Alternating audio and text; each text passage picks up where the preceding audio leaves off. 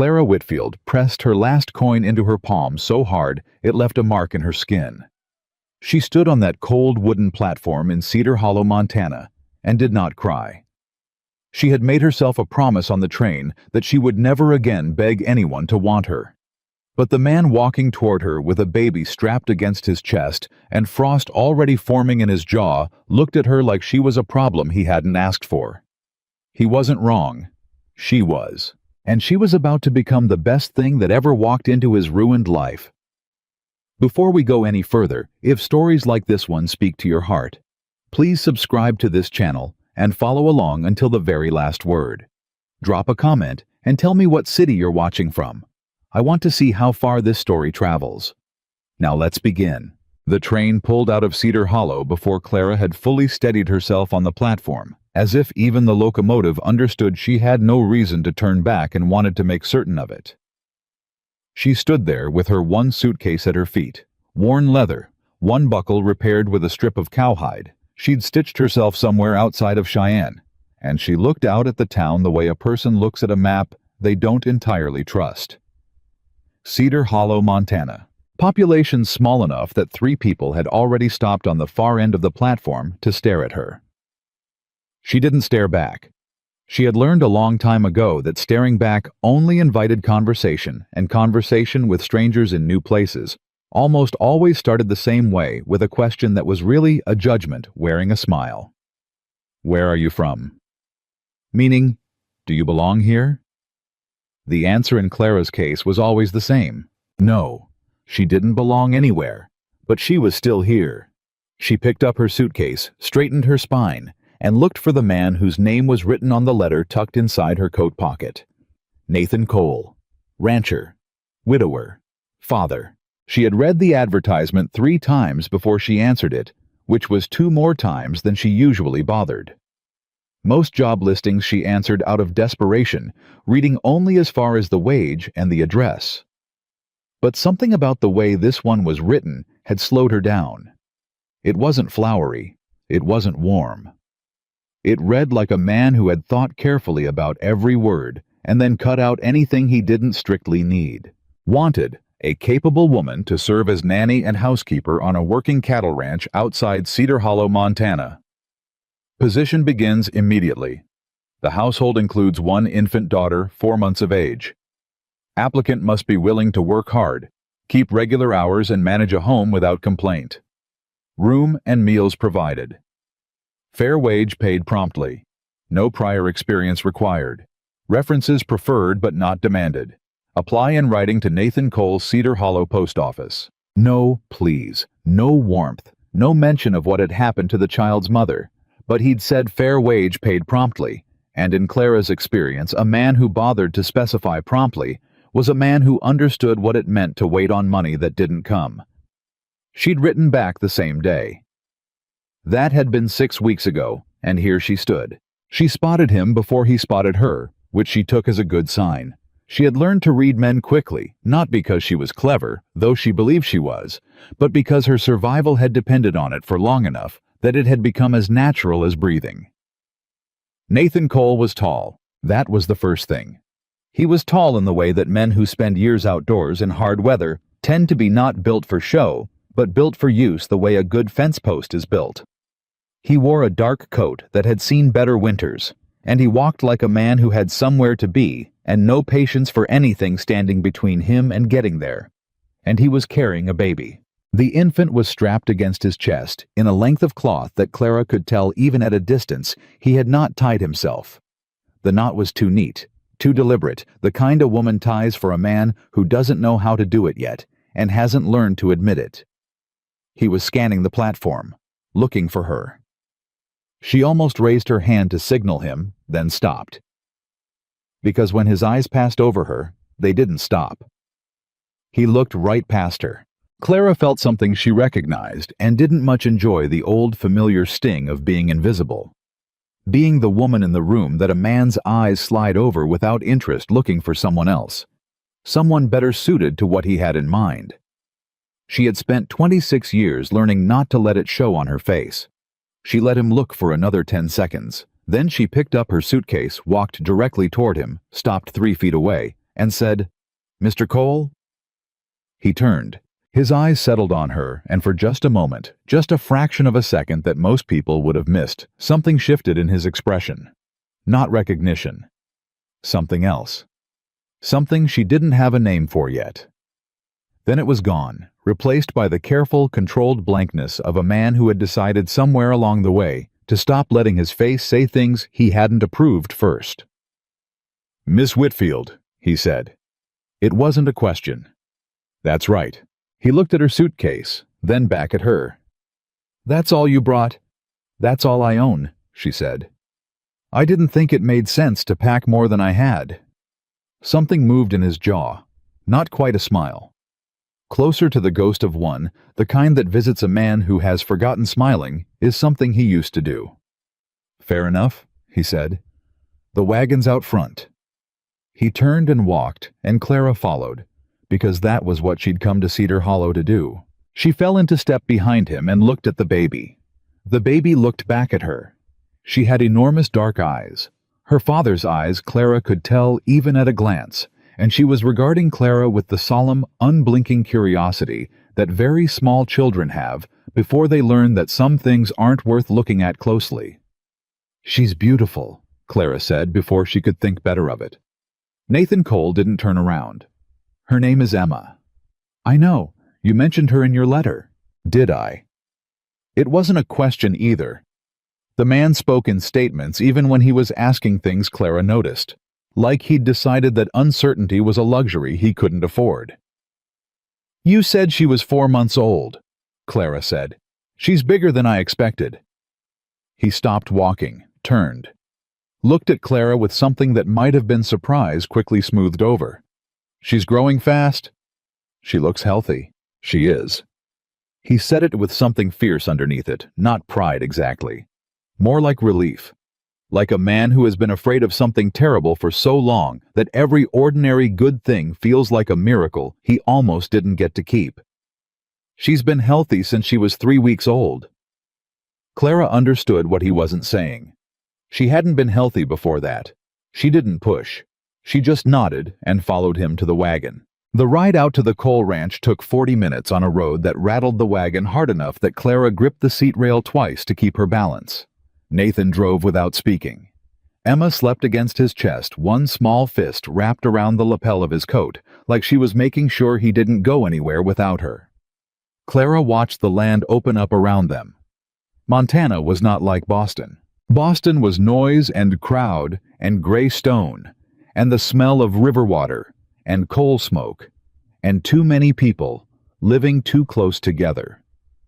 Montana was the opposite of all of that big sky and long grass and silence, so complete, it had texture like something you could press your hand against and feel pushing back. She had not expected to like it. She found that she did. "Have you worked as a nanny before?" Nathan asked without looking at her. "Twice," Clara said. "Once in Boston for a family on Tremont Street. 2 boys ages 3 and 5. I was with them for 14 months. And the second time, a family in New York. 1 girl 8 years old. I was with them for 7 months." "Why did you leave?" Clara looked at the side of his face. It was a direct question, the kind most employers danced around for a few weeks before they got to it. She decided she liked that about him.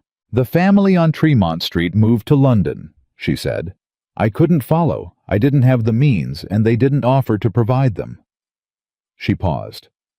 "The family in New York let me go because their daughter became attached to me, and the mother decided that was a problem." Nathan was quiet for a moment. "Was it?" he asked. "A problem?" "Not to me," Clara said. "But I wasn't the one making the decisions." He nodded once slowly, like he was filing something away. "Emma is going to get attached to you," he said. "If you're good at your job, she will. I'm not going to hold that against you." "I appreciate that. But I need to know you're going to stay," he said. "I need to know you're not going to be here 6 months and then disappear when something better comes along. Emma's already lost." He stopped, swallowed, started again. She needs consistency. She needs to know the people around her are going to stay put. Clara felt the weight of what he'd almost said pressing against the air between them. She turned and looked at him directly. "Mr. Cole, I came to Montana because I have nowhere else to go that makes any sense to me. I have no family. I have no other offers. I am not looking for something better because I don't know what better would look like from here." She paused. "What I am looking for is work I can do well, people I can trust, and a place where I'm treated like a person instead of a problem to be managed. If your ranch can offer those things, I will stay as long as you need me." Nathan turned and looked at her, full on for the first time. Not the glance and look away he'd been doing since the platform. He really looked at her the way people rarely do, like he was trying to see something past what she was showing. Whatever he was looking for, she didn't know if he found it. He turned back to the road. "I reckon we'll find out," he said. The ranch appeared at the end of a long dirt track lined with cottonwood trees that had gone gold with the first hint of autumn. The main house was solidly built, 2 stories, a covered porch, running the full length of the front good strong windows that hadn't been boarded over the way she'd seen on some frontier homes. Someone had cared about this place once. That care had slipped, she could see. The porch had a broken rail. One shutter hung at an angle. The front steps needed new boards on 2 of the treads. But the bones were good. That was what mattered. 2 ranch hands appeared from the direction of the barn as Nathan pulled the wagon up. They were both older, both wearing the weathered look of men who had spent most of their lives outside. They tipped their hats in Clara's direction without being asked, which told her something about the man they worked for. "Miss," the taller one said. "Welcome to Cole Ranch. I'm George. This here's Henry." Henry tipped his hat again and said nothing, which Clara suspected was normal for him. "Thank you, George," she said.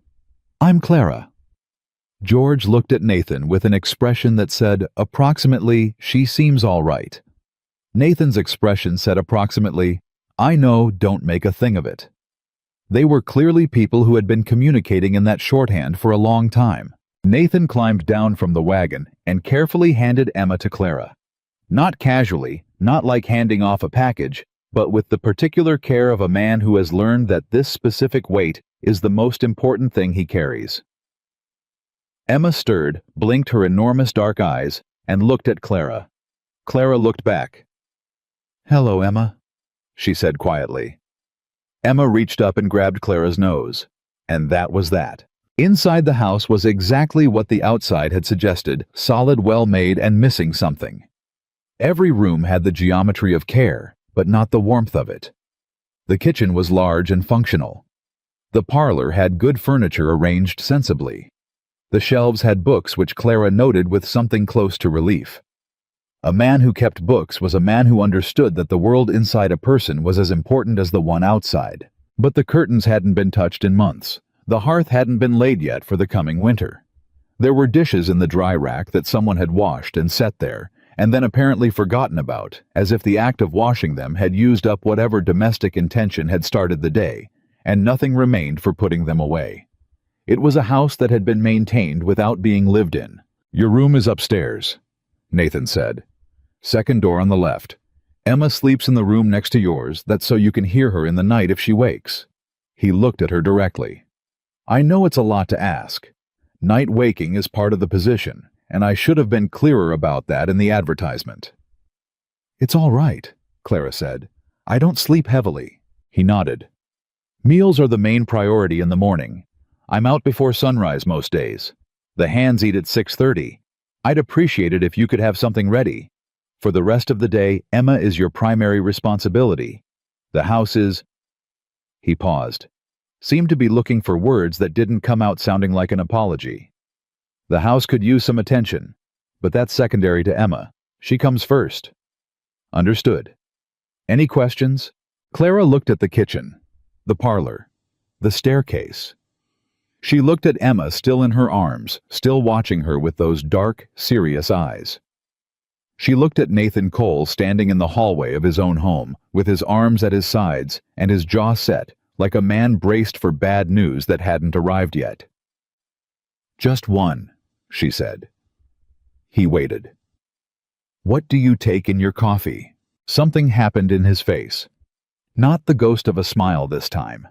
Something that had a little more substance to it, not fully committed, but present. Black, he said. No sugar. That's what I thought, Clara said, and carried Emma toward the kitchen. She heard him behind her standing in the hallway for a moment before his boots turned and headed for the door. She didn't look back. She already knew that looking back was exactly what this man did not need from her. The first week was a study in careful distance.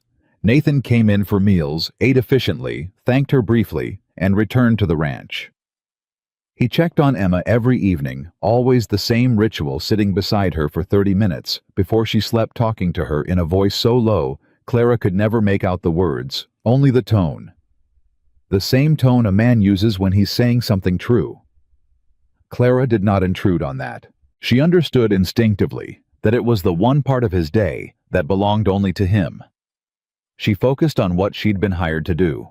Emma was, as advertised, a demanding infant, not difficult in temperament, but relentless in need. The way very young children are who have already learned that the world requires them to announce themselves loudly if they want to be heard. She fed every 3 hours. She slept in uncertain intervals.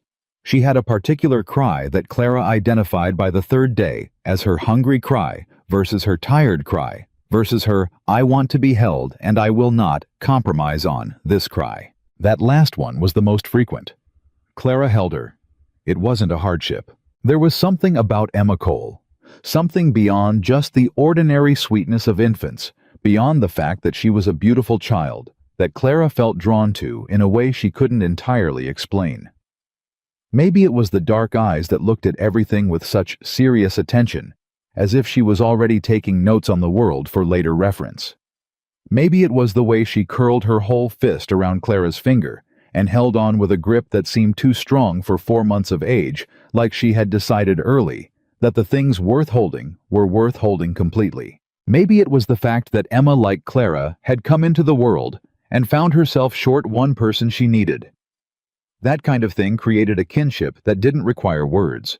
By the 5th day, Clara had repaired the broken rail on the porch.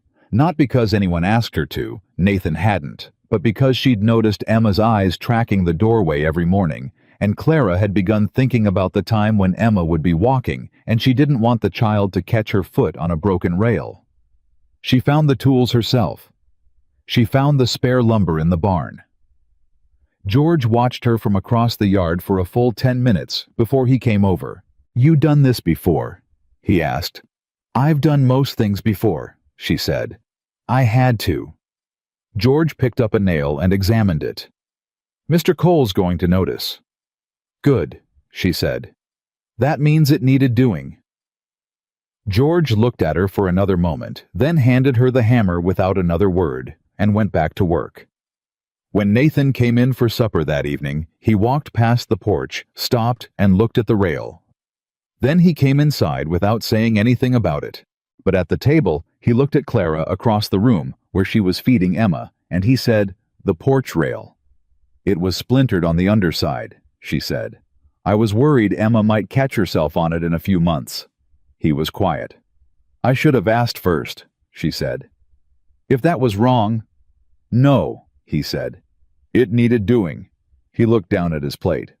I hadn't gotten to it."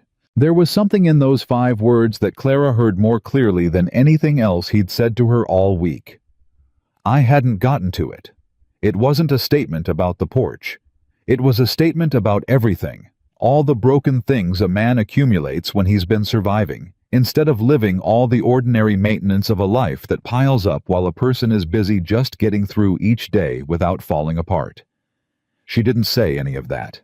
She just said, "I'll make a note of the step boards too. The 2nd and 4th are starting to go soft." He looked up at her. That ghost of a smile appeared again. And this time it stayed a little longer before it went. 2 weeks in there was the matter of the curtains. Clara had been eyeing them since she arrived, heavy dark and pulled close, even in the middle of the day, the way curtains get when someone closes them for a reason, and then stops noticing they're closed. She thought about them every morning when she came downstairs and found the kitchen dim before she lit the lamp. On a Tuesday afternoon, when Nathan was out with the cattle and Emma was napping, Clara took down every curtain in the main floor. She washed them. She repaired a tear in the parlor pair that someone had ignored so long it had grown from a small pull to a proper gap. She rehung them open. When Nathan came in that evening, he stopped in the doorway of the kitchen and stood there. Clara was at the stove back to him. She heard his boots stop. She turned around. He was looking at the window, at the way the late light was coming through now, long and golden and slant, the way autumn light is in Montana, the kind of light that makes even ordinary rooms look like something worth being in. He stood there for what felt like a long time. "The curtains," he said. "I washed them," she said. "They were getting dusty, and the tear in the parlor was going to become a hole if it went much longer." "How long did that take you?" "Most of the afternoon," she said. Emma slept longer than usual. It seemed like a good time. He looked at the window again. His jaw moved like he was working on something inside himself that he couldn't quite get to the surface. "My wife picked those out," he said. "She had them sent from—" He stopped, started again. "From back east. Took about 6 weeks to arrive." Clara was very still. "They're beautiful," she said carefully. She had good taste. He looked at her. Something in his eyes was different, not the careful blankness she'd gotten used to. Something raw, like a place where the skin had been rubbed thin. "She did," he said. Then quietly, "Thank you. For washing them. For opening them," he said.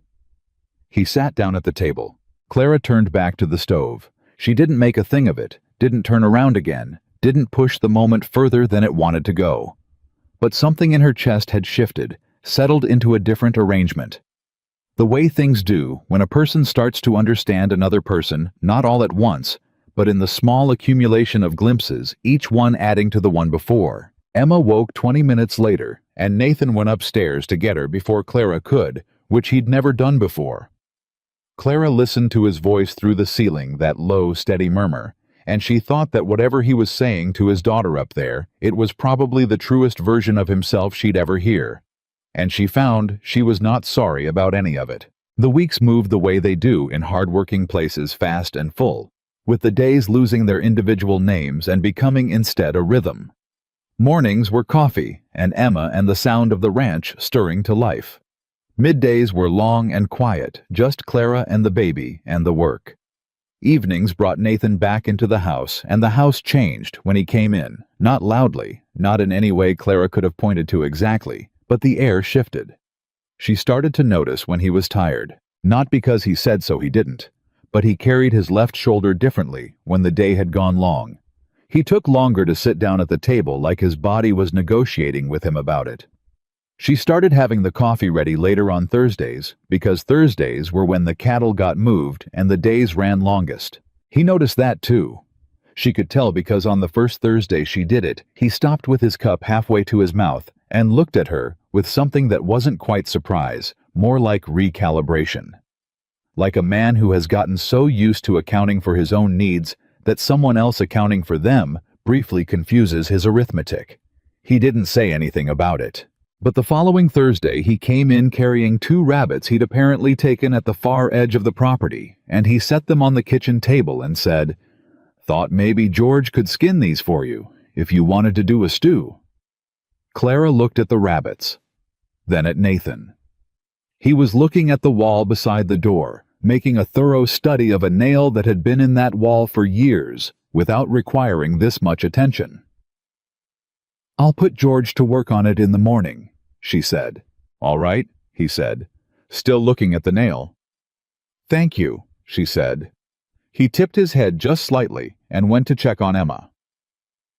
Clara looked at the rabbits on her kitchen table. She understood what they were. They were a Thursday. They were a Thursday given back to her in the only language available to a man who hadn't quite found his way back to regular words yet. She put them in the cold box and started thinking about the stew. There was an evening near the end of the 3rd week when Emma wouldn't settle. Clara had tried everything feeding rocking the songs she'd learned worked for the infant hunger cry versus the tired cry. Nothing was reaching her. Emma was not in distress. Clara could tell, but she was awake and restless and working herself toward a full cry that was going to be difficult once it got started. Nathan appeared in the doorway of Emma's room. He was still in his work clothes, which meant he'd heard her from downstairs before he'd had a chance to change, and he'd come up immediately. "She all right?" he said. Low, careful, the voice of a man who has spent 4 months being afraid of the various things that can go wrong. "She's fine," Clara said. "Just not settling." He looked at Emma. Emma looked at him. Then Emma reached both arms in his direction with the unmistakable gesture of an infant who has decided she knows what she wants and is prepared to be extremely clear about it. Nathan came in without another word, lifted her out of Clara's arms, and settled her against his chest. He started walking. Not the deliberate, purposeful walking he did everywhere else. More like the walking a person does when they're not going anywhere, just moving. Because movement helps with things that thinking doesn't. He walked to the window. He walked back to the crib. He said something too quiet for Clara to hear. Emma made a small sound. Not a cry. Something softer. A sound that said, "There you are." Clara watched from the doorway. She was not supposed to feel the thing she felt watching Nathan Cole walk the floor with his daughter. She was not supposed to feel the way the room felt different with both of them in it fuller, like something that had been missing had found its way back. She was the nanny. She was the housekeeper. She was temporary in all the ways that people like her were always temporary. She knew that. She told herself that. She believed it, or she tried to. Emma was asleep within 15 minutes, and Nathan laid her down with the careful economy of a man who had done this many times and understood exactly how light his hands needed to be. He turned and found Clara still in the doorway. "She does that sometimes," he said quietly. "Just needs me." "I know," Clara said. "I didn't want to get her before you had a chance." He looked at her. She didn't know what he was thinking, and she had gotten better over these weeks at not trying to guess, because the territory inside Nathan Cole was larger and less mapped than it appeared from the outside, and Clara understood that entering territory without permission was the fastest way to be asked to leave it. "You're good with her," he said. "Emma." "She makes it easy," Clara said. "She's a very clear person. She knows what she wants." "She does," he agreed. And something in his voice, just a thread of something woven through underneath, told her he was thinking about where Emma had gotten that quality from. Whether it was from him or from someone he still wasn't ready to talk about. Clara stepped back from the doorway to let him through. He paused beside her closer than he usually came, and he smelled like horses and cold air, and the particular kind of tired that means a person has been working hard on something that matters. "Good night, Miss Whitfield," he said. "Good night, Mr. Cole," she said. He went down the hall. Clara went back to Emma's room and stood beside the crib for a while, not because Emma needed her, but because she needed a moment. A moment to remind herself of all the things she had already decided. That she was here to work. That this man was not hers to care about. That people like her did not get to stay. She stood in the dark and reminded herself of all those things very carefully, one by one. And then Emma sighed in her sleep and turned her head and reached out one small hand, and even sleeping, even not knowing anyone was there, she reached in the direction Clara was standing. Clara took Emma's hand, just for a moment, just long enough for the warmth of it to travel up her arm and settle somewhere she was trying very hard to protect. Then she let go, smoothed Emma's blanket, and went to bed. She lay in the dark for a long time. She thought about the curtains. She thought about the porch rail. She thought about the way Nathan's shoulder dropped on Thursdays, and the rabbits on the kitchen table, and the particular quality of his voice when he talked to his daughter, the way a man sounds when he is being more honest than he knows. She thought about the ghost of a smile she had seen 3 times now, and how each time it lasted a little longer. She turned onto her side and looked at the wall. She was not supposed to be doing any of this. She knew that. She had known it since the platform, since the moment his eyes had slid past her without stopping and then come back. She pressed her cheek against the pillow and closed her eyes. Tomorrow, she told herself, she would be more careful. Tomorrow, she would remember what she was here for. Tomorrow. But outside her window, Montana was doing the thing it did, that particular kind of dark that isn't emptiness, but fullness. The dark of a sky with too many stars to count, and hills that hold the cold and the quiet like they were made for exactly that. And downstairs in the house that had been silent for 2 years, the fire that Clara had laid in the hearth that evening was still burning. It burned through the night. It was the first time in 2 years that fire had been laid in that hearth after supper. Nathan noticed. He sat up in the dark of his room and listened to the creak of the house settling around him, and he thought about how different settling sounds when there is someone else inside the walls. He thought about the curtains. He thought about the porch rail. He thought about Emma reaching for Clara on the platform, the way she had grabbed Clara's nose, that immediate, uncomplicated declaration of connection that only very small children can make before they learn to be afraid of wanting too much. He lay back against his pillow and looked at the ceiling. He told himself what he always told himself in the dark, that the ranch needed tending, that Emma needed stability, that he had done the right thing hiring someone capable. That was all. He believed it.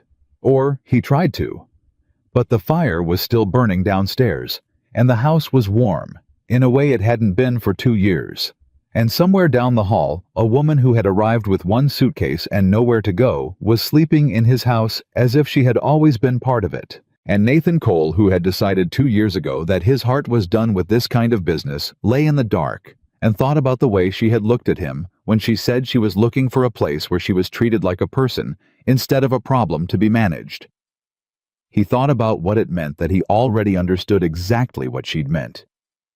He thought about it for a long time, and then, for the first time in a very long while, he slept without dreaming of what he'd lost. The fire Clara had laid that first evening became a habit, and habits she had learned were how people told the truth about themselves without meaning to. Every evening, she laid the hearth before supper. Every evening, Nathan came in from the ranch and walked past it without comment, but he stopped taking his coat off in the hallway. He started taking it off in the parlor, instead closer to the warmth, like a man who has decided to stop pretending he doesn't need something he clearly needs. Clara noticed. She didn't say anything about it. That was the arrangement they had arrived at without discussing it, a kind of careful mutual noticing that neither of them named, because naming it would have required deciding what to do about it, and neither of them was ready for that conversation. The 4th week brought the first real cold. Montana cold was different from Boston cold. Boston cold was damp and mean, the kind that gets into your bones through wet wool and holds on. Montana cold was dry and enormous, the kind that arrives with a particular silence, like the world has drawn a breath and hasn't decided yet whether to let it out. Clara felt it when she went to the pump before sunrise that Friday morning and found the ground had hardened overnight. She felt it in the way the air stung the back of her throat and made her eyes water before she'd taken 10 steps from the house. She pumped the water fast and went back inside and started the stove going, with the particular urgency of someone who understands that warmth in a place like this is not a comfort. It is an argument against dying. She had the coffee made and the stove running hot by the time Nathan came downstairs. He came in wearing his heavy coat already, which meant he'd been listening to the wind before he got up. Ranchers, she had learned, read the weather the way other people read the newspaper every morning first thing, because it told them what the day was actually going to be. He stopped at the kitchen door and looked at the stove. "You heard it too," he said. "The ground froze last night," she said. "Coffee's hot." He came in and poured a cup and stood close to the stove in a way he hadn't done before. "The water trough is going to ice over before noon," he said. "I need George and Henry on that early. It's going to be a long one." "I'll have something hot on the stove when you come in," she said. He looked at her over the rim of the cup. "You don't have to do that," he said. "That's beyond what—" "Mr. Cole," she said. "Hot food at the end of a cold day is not beyond anything. It's just sense." He was quiet a moment. "All right," he said. "All right," she said. He drained the cup and set it on the table and headed for the door, and then he stopped. "Clara," he said. She turned around. He'd never called her that before. It had always been Miss Whitfield, careful and correct, and at full professional distance. He was looking at her with that expression she'd started to recognize, the one that came when he'd arrived somewhere he hadn't planned to go and wasn't sure what to do now that he was there. "Don't take Emma outside today," he said. "Not until noon at least. Wait until it warms up." "I wasn't planning to," she said. "I know," he said. He stopped. "I know you know. I just wanted to say it." She understood. He needed to say it because saying it was the only way he had right now of saying the larger thing underneath it, that Emma was the center of everything, the point around which all of it turned, and if something happened to Emma while he was out on the frozen ground dealing with ice troughs and cattle, he would not survive it. He needed her to know that. He couldn't say it that way. So he said, "Don't take her outside until noon," and Clara received it for what it was. "I'll keep her warm," she said. "I promise." He nodded. He left. Clara stood at the kitchen window and watched him cross the yard toward the barn where George and Henry were already moving, and she thought about the way her own name had sounded in his mouth. Not formal, not careful. Just her name, the way people say a name when they've stopped thinking of a person as a category and started thinking of them as themselves. She turned back to the stove. Emma was still sleeping. Clara had approximately 40 minutes before she'd hear the first sounds from upstairs, and she used them the way she used every morning window of time efficiently, without waste. The way a woman learns to use time when she's been surviving on insufficient amounts of it her whole life. She made oatmeal. She sliced the bread she'd made the day before. She checked the larder against the week ahead and noted what they were running low on. She was noting this when she found the photograph. It was tucked between 2 tins of flour in the back of the larder shelf, not hidden exactly, but not displayed either. Set aside. The way you set something aside when you can't bear to look at it, but can't bring yourself to put it away. Clara stood very still. The woman in the photograph was beautiful, dark-haired, bright-eyed, with a smile that looked like it had been interrupted, like the photographer had caught her in the middle of laughing at something and she hadn't quite finished. She was holding something in her arms, but the photograph was cut deliberately by the look of it, and what she was holding wasn't visible. Clara knew without question who this was. She also knew that she had found something she was not meant to find, and that the correct thing to do was put it back exactly as she found it and say nothing. She put it back. She said nothing, but she stood in the larder doorway for a moment with her hand still pressed against the edge of the shelf, and she thought about the curtains that had been closed, and the hearth that had gone unlit, and the way Nathan carried something with him that he never set down, and now she had a face to put to all of it. Emma cried from upstairs. Clara went. She took Emma out of the crib and held her close, and Emma grabbed a fistful of Clara's hair and made the particular sound that meant she was awake and ready for business, and expected the world to present itself accordingly. "Good morning," Clara said. "You have your father's sense of priority." Emma made another sound. "Yes," Clara said. "Coffee first. I agree entirely." She carried Emma downstairs, and the morning resumed its shape, and Clara did not think about the photograph, or she tried not to. The trouble with trying not to think about something is that the effort of not thinking requires thinking about the thing. And so all through the morning, through feeding Emma and cleaning up, and the batch of bread she set to rise, and the slow business of coaxing warmth into a house that the cold was pressing against from every direction, the face in the photograph was present in the back of her mind. Laughing at something. Whatever she'd been laughing at, she would never finish. And Nathan Cole had put her photograph in the back of the larder because that was the only place he could put her that was close enough to reach for and far enough not to see every day. Clara understood that. She understood it the way you understand things that have happened to you in a different form.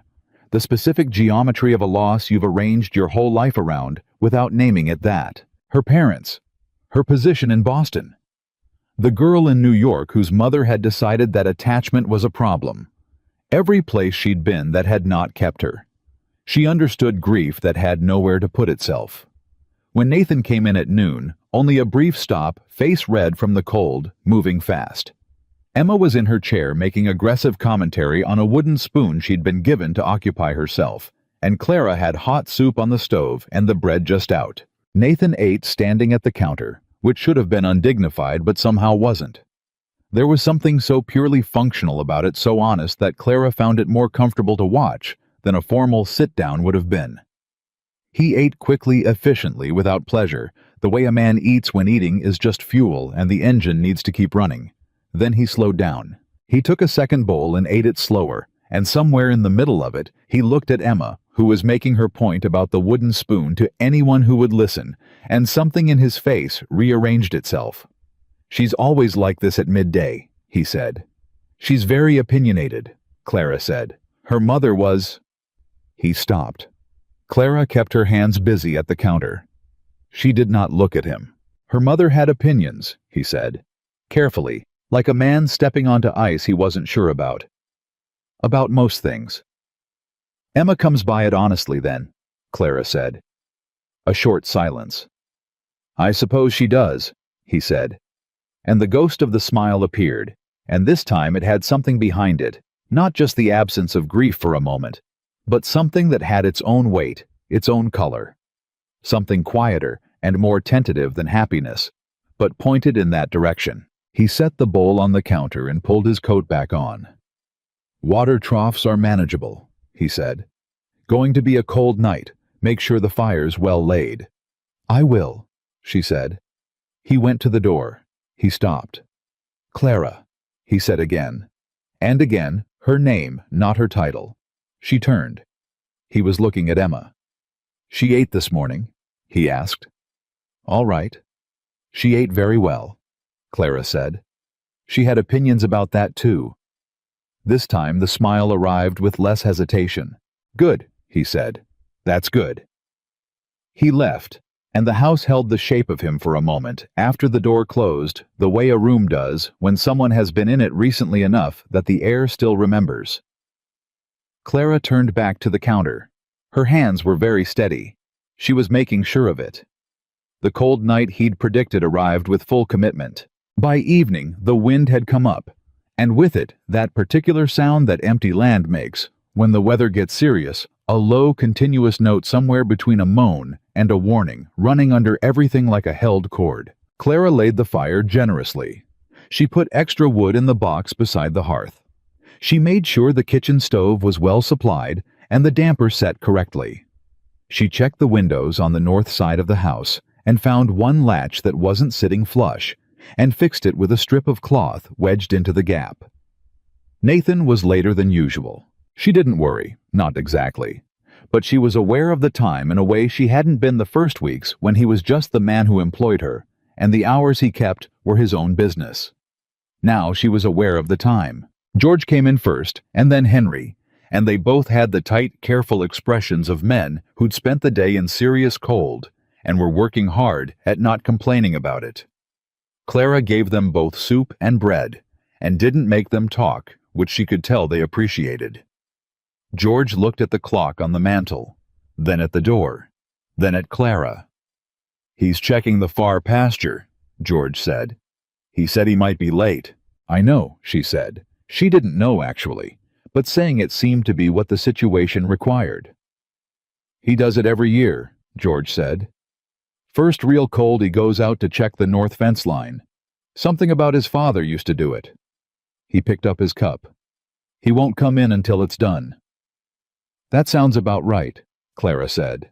George looked at her with the expression he'd started using on her, a kind of evaluating respect, the look of a man who has been watching someone work and has arrived at a conclusion.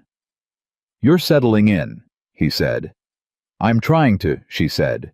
"More than trying," he said. "House feels different." Clara looked at the fire. "Good different or bad different?" she asked. George snorted. "Miss Clara, if it were bad different I wouldn't be drinking your soup and sitting this close to your fire." He finished his cup. "Good night." "Good night, George." He and Henry went, and the house was quiet again, just the fire and the wind, and Emma sleeping upstairs, and Clara sat in the chair nearest the hearth and tried to read and did not read because she was listening for the sound of boots on the porch. She heard them at nearly 9 o'clock. The boots. The creak of the door. The particular sound of Nathan Cole coming into his own house. A sound she had learned the way you learn music you hear often until you can identify it from the first note without consciously knowing you're listening. He came into the parlor. He was cold. Not dangerously, but thoroughly the kind of cold that takes a while to leave a person. She could feel it from across the room when he came to stand near the fire. "You're still up," he said, surprised. "The wind was loud," she said. "I wasn't sleeping anyway." He stood close to the fire with his hands out toward it, and she could see the way his shoulders slowly released as the warmth got into him. "Everything's fine," he said. "Fence held. Cattle are in the south pasture." "Good," she said. He was quiet for a while, and she let the quiet be, because she had learned that Nathan's silences were not empty. They had texture, they had direction, and interrupting them before they arrived where they were going generally sent them somewhere else. "My father used to check the north fence every first cold night," he said to the fire more than to her. "Said you had to see the thing with your own eyes. Said there were some things you couldn't trust to a report." "He sounds like he was a careful man," she said. "He was." A pause. "I used to ride out with him, when I was young. Just the two of us, and the cold and the fence." He was quiet again. "He's been gone 11 years. I still go." Clara thought about that.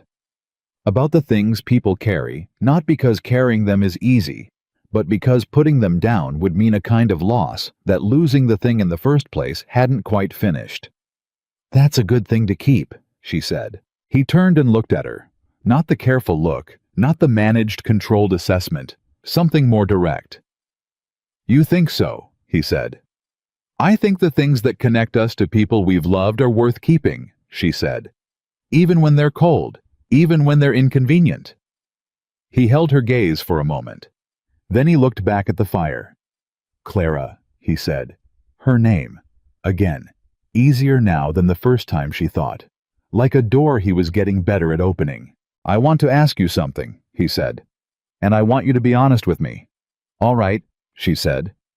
"Are you happy here?" he asked. Honestly.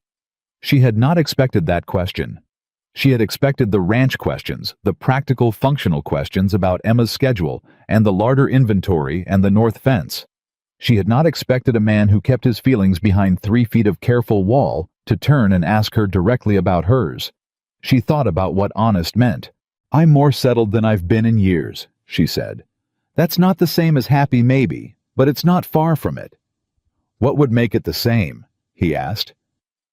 She looked at the fire. "I don't know yet," she said. I think I forgot what happy felt like long enough that I'm not sure I recognize it when it starts." She paused. "But I think I'm starting to." He didn't say anything, but he didn't look away either, and for a full minute, maybe longer, they sat together near the fire, while the Montana wind made its argument against the windows, and neither of them spoke, and it was one of the most complete silences Clara had ever been part of. Then Emma cried. Nathan was on his feet before Clara fully registered the sound, the particular speed of a parent who has been waiting for danger, even during peace, always half listening, always ready.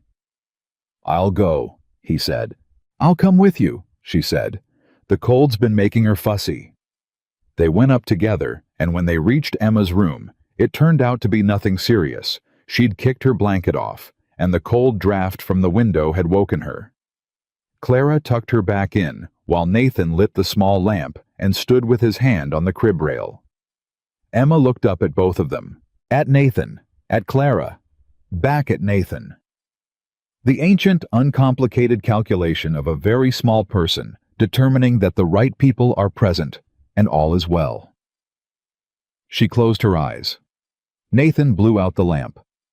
They stood in the doorway for a moment in the dark, and they were very close together. The doorway was not wide, and Clara could feel the warmth that had come back into him from the fire downstairs. "Thank you," he said, quiet. "For staying up. You would have checked on her yourself," she said. "I just saved you the walk down the hall." "That's not what I mean," he said. She knew it wasn't. She didn't push it. She just said, "Good night, Mr. Cole," and went down the hall to her room. She lay in the dark and listened to the wind and thought about Happy, about what it felt like when it started, about whether this was it. She thought she might be falling into something she hadn't accounted for, something she hadn't budgeted for, something that was going to cost her more than she'd brought with her and leave her with less than she'd come here with. She thought about the photograph in the larder. She thought about the woman who'd picked out those curtains. She thought about all the things you can't compete with, not because you aren't enough, but because they exist in a category that isn't about competition, that never was, that you cannot enter because the door only opens from the inside. She told herself to be careful. She told herself this for the third time that week. She was increasingly aware that telling herself things was not the same as those things being true. The weeks that followed were quieter in the loud way that things are quiet when they're actually full of sound that neither party is quite ready to name. Nathan came home earlier. Not dramatically. Not suddenly. By increments, 10 minutes here, 20 minutes there. The kind of change that could be explained by the work, by the season, by any number of practical things. But Clara noticed that the increments always landed around the time when Emma was awake and available, and around the time when supper was coming together, and she did not think the timing was accidental. He started staying at the table after he ate, just for a few minutes at first, then longer. He would have another cup of coffee, and he would ask questions about Emma's day, about what she'd eaten, and when she'd slept, the ordinary accounting of a parent who's been away. But then the accounting would finish, and the questions would continue anyway, and they were different questions. The kind you ask because you want to know, not because you need to know. "Where did you learn to cook?" he asked one evening. "My mother," she said. "Mostly. And then out of necessity." "Were you close with your mother?" Clara set down the cup she was drying. She was quiet for a moment. "Yes," she said. "Until I wasn't. She died when I was 15. "I'm sorry," he said. And he meant it, she could tell, because with Nathan Cole there was no performance of sympathy, no social reflex. When he said something, it came from somewhere real. "My father went 2 years later," she said. "After that, it was just managing, finding work, moving when the work moved." "Is that why you answered the advertisement?" he asked. Montana was as good as anywhere, Clara considered him. Montana was better than anywhere, she said. "I've been to a lot of anywheres, Mr. Cole. Most of them looked the same after a while." She paused. "This one doesn't." He looked at her for a long moment. "Nathan," he said. She looked at him. "You can call me Nathan," he said, "if you want to." "All right," she said. "Nathan." He nodded once, like something had been decided. He picked up his cup, and in that small, ordinary room, in that ordinary moment, something shifted between them. Not dramatically, not in any way you could have pointed to and said, "There, that's when it happened." But there in the way that things shift, when two people stop performing their separate categories for each other and start just being in the same room. It was 3 days later that the letter arrived. Clara saw it on the table when she came in from the yard. George had brought the mail in during the morning, which he did on the days when one of the hands went into town, and he'd stacked it by the door, the way he always did. The letter was on top. The return address was a law office in Boston. She stood there looking at it. She had left Boston owing no debts, cutting no threads she was aware of. She had finished cleanly, or so she'd believed. The sight of a law office name from that city made something cold settle in her chest that had nothing to do with the weather outside. She picked it up. She read it. And the cold in her chest got considerably colder. The letter was from the office of one Gerald Marsh, attorney at law, acting on behalf of Mr. Raymond Alcott, whom the letter described as a businessman of standing in Boston society, and the former fiancé of one Clara Ann Whitfield. Former fiancé. Clara read that phrase twice. She had thought that was finished. She had made sure it was finished, had ended the engagement herself in writing clearly with no ambiguity, and had left Boston 3 weeks later before Raymond could arrange a meeting, because she had known what his meetings looked like, and she had decided she was done with being managed. Raymond Alcott was not a violent man. He did not need to be.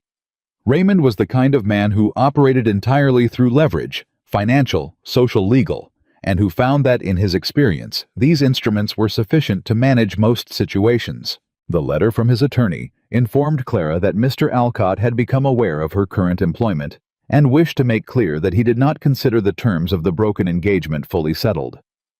There was language about reputation and obligation, and the matter of a necklace he claimed she'd kept.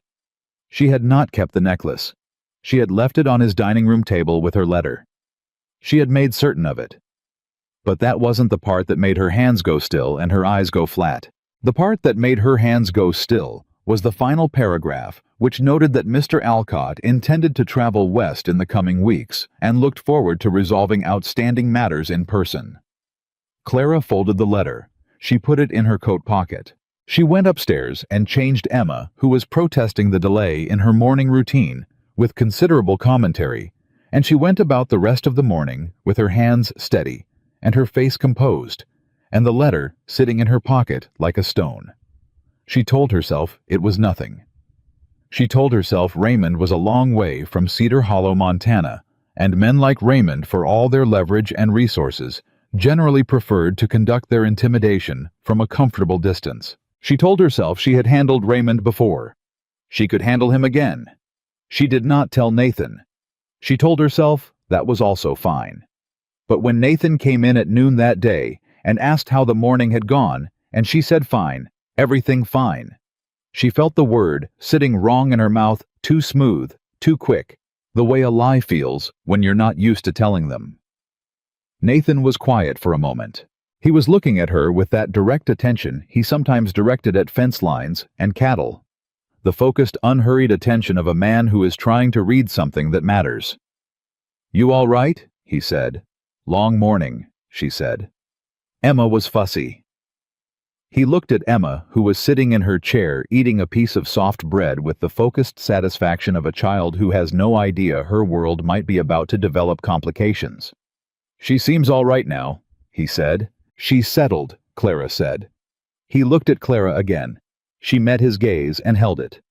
"All right," he said finally, "meaning I hear you saying you're fine, meaning I don't entirely believe you, meaning I'm not going to push." He ate his soup and left. Clara stood in the kitchen after the door closed and pressed one hand flat against the table. She could feel the corner of the letter in her pocket. She had made a life repeatedly out of handling things on her own. She had gotten good at it, not because she preferred it, but because the alternative, which was depending on other people's willingness to stay, had not been reliable. She was not about to start being someone who brought her problems to the door of a man who already had enough to carry. She was not. But that evening, when Nathan came in and sat at the table after supper, and the conversation turned the way it had been turning lately, easy, unrehearsed, the kind of conversation that happens when two people have stopped performing and started just talking. She almost said it. He was telling her about a conversation with George about the cattle count for winter, and he was using his hands the way he sometimes did when something had his attention, and his face was open in the way it was getting more often, and she almost said there was a letter today. She didn't. But the almost of it sat in her chest for the rest of the evening, heavier than the letter itself. She was washing up when Nathan said from across the room, "You're quieter than usual." She kept her hands in the wash basin. "Am I?" she said. "You are," he said. "And you keep touching your coat pocket." She went very still. Clara Whitfield had survived on observation, her own of others. She had not fully accounted for the possibility that someone was observing her with equal care, or that they were this good at it. She turned around.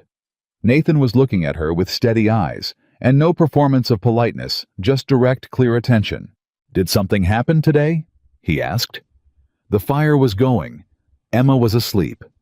The wind had died down for the first time in 3 days, and the silence outside was clean and open in the way Montana silence is when the weather lifts. Clara looked at Nathan Cole across the kitchen. She thought about the photograph in the larder. She thought about everything he was carrying.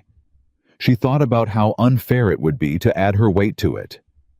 "It's nothing I can't handle," she said. He was quiet. "I reckon you can handle most things," he said. "That isn't what I asked." She looked at him. He looked at her. And this was the moment. Not the curtains, not the porch rail, not the name or the Thursday soup. This was the first moment when the careful maintained distance between what they were performing and what they actually were came close enough to collapse that she could feel the heat of it. "A letter," she said. "From Boston, from a man I used to know." Nathan's expression didn't change, but something in it sharpened. "A man you used to know," he said. "Someone I was engaged to," she said. Briefly. The engagement ended because it should have. But men like him don't finish things cleanly. He's written to say he intends to come west. Nathan was very still. "Here," he said. "I believe so," she said. "Yes." The silence stretched. Clara kept her hands at her sides, and her back straight and her face composed, because she had practice at this, at presenting the difficult thing, without asking for anything in return, without letting the difficulty show its full depth. Nathan stood up from the table. He walked to the window. He stood there with his back to her for long enough that she started to understand what it meant, that she had been wrong, that this was something she shouldn't have said, that it changed what he thought of her in a way that... "He coming here to cause trouble," Nathan said, still at the window. "He's the kind of man who calls it settling matters," she said. "But yes, I believe so." Nathan turned around. His face was not what she'd expected. She'd expected caution, reassessment, the careful reevaluation of someone who has discovered that the person they brought into their home has brought complications with her. What she saw instead was something she had no name for yet, something that looked at its edges like anger. Not at her, for her. "He's not going to come onto my ranch and cause trouble for a woman in my employ," Nathan said. Quiet, flat. The voice of a man who is speaking a fact, not making a threat. Clara held very still. "Nathan," she started. "I mean it," he said. "Whatever happened in Boston stays in Boston. You're here, and this is my land, and I will not have it." Clara looked at him for a long moment. She thought about all the things she'd told herself about not depending on anyone, about not bringing her weight to someone else's door, about the ways people leave. She thought about Emma's hand reaching for her in the dark, and the curtains opened, and the rabbit stew on a Thursday, and her name in his mouth, like a door he was learning to open. "All right," she said quietly. It was the first time in a very long time that she had said those two words and felt the weight of them lift instead of settle. Nathan nodded once. He sat back down. "Tell me about him," he said. "All of it. I want to know what we're dealing with." And Clara sat down across from him, and the fire burned. And for the first time since the letter arrived, the stone in her chest lost some of its weight. She began to talk. And Nathan Cole, who had been careful with his attention for 2 years, gave her all of it. She told him everything. Not because she had planned to, not because she had decided sitting across that kitchen table with the fire going and Montana holding its breath outside, that Nathan Cole was someone she was ready to trust, with the full weight of it. But he had asked, and he had asked like a man who intended to listen rather than judge. And Clara had been carrying the story of Raymond Alcott for long enough that the telling of it came out with the particular pressure of something that has been held too long in too small a space. Raymond Alcott was 51 years old and had been a widower for 9 years, and had spent most of those 9 years accumulating things, property influence, social position, and eventually a young woman from a reduced family who had the right kind of face and the right kind of bearing and the wrong kind of options. That was how Raymond had framed it to himself, Clara believed. Not as taking advantage. As solving a problem. Hers primarily. He was offering her stability, respectability, a name that carried weight in rooms where her own name carried nothing. In return, he wanted what men like him always wanted: the appearance of a particular kind of life maintained correctly, without complaint. She had said yes because she was 24 and tired, and because the apartment she was living in had a broken window and a landlord who was running out of patience, and because Raymond had seemed at the time like someone solid in a world that had been refusing to hold still. She had understood her mistake within 3 months, not because Raymond was cruel. He was never crude about it. He was precise. He told her how to dress and what to say and who to speak to and how long to speak to them, and he did all of this in the tone of a man explaining something obvious to someone slow, with a patience that was more insulting than anger would have been. She had ended it in writing because a letter could not be interrupted. She had left Boston 3 weeks later because Raymond's version of accepting a decision was to keep presenting counter-arguments until the other person ran out of will. She had not told anyone where she was going. She had answered the advertisement in a Montana newspaper she'd found in the reading room of a public library, and she had gotten on a train, and she had arrived in Cedar Hollow with one suitcase and a coin pressed so hard into her palm it left a mark. She told Nathan all of it. He listened without moving, without interrupting, with the complete undivided attention of a man who understands that some stories require a listener who won't flinch.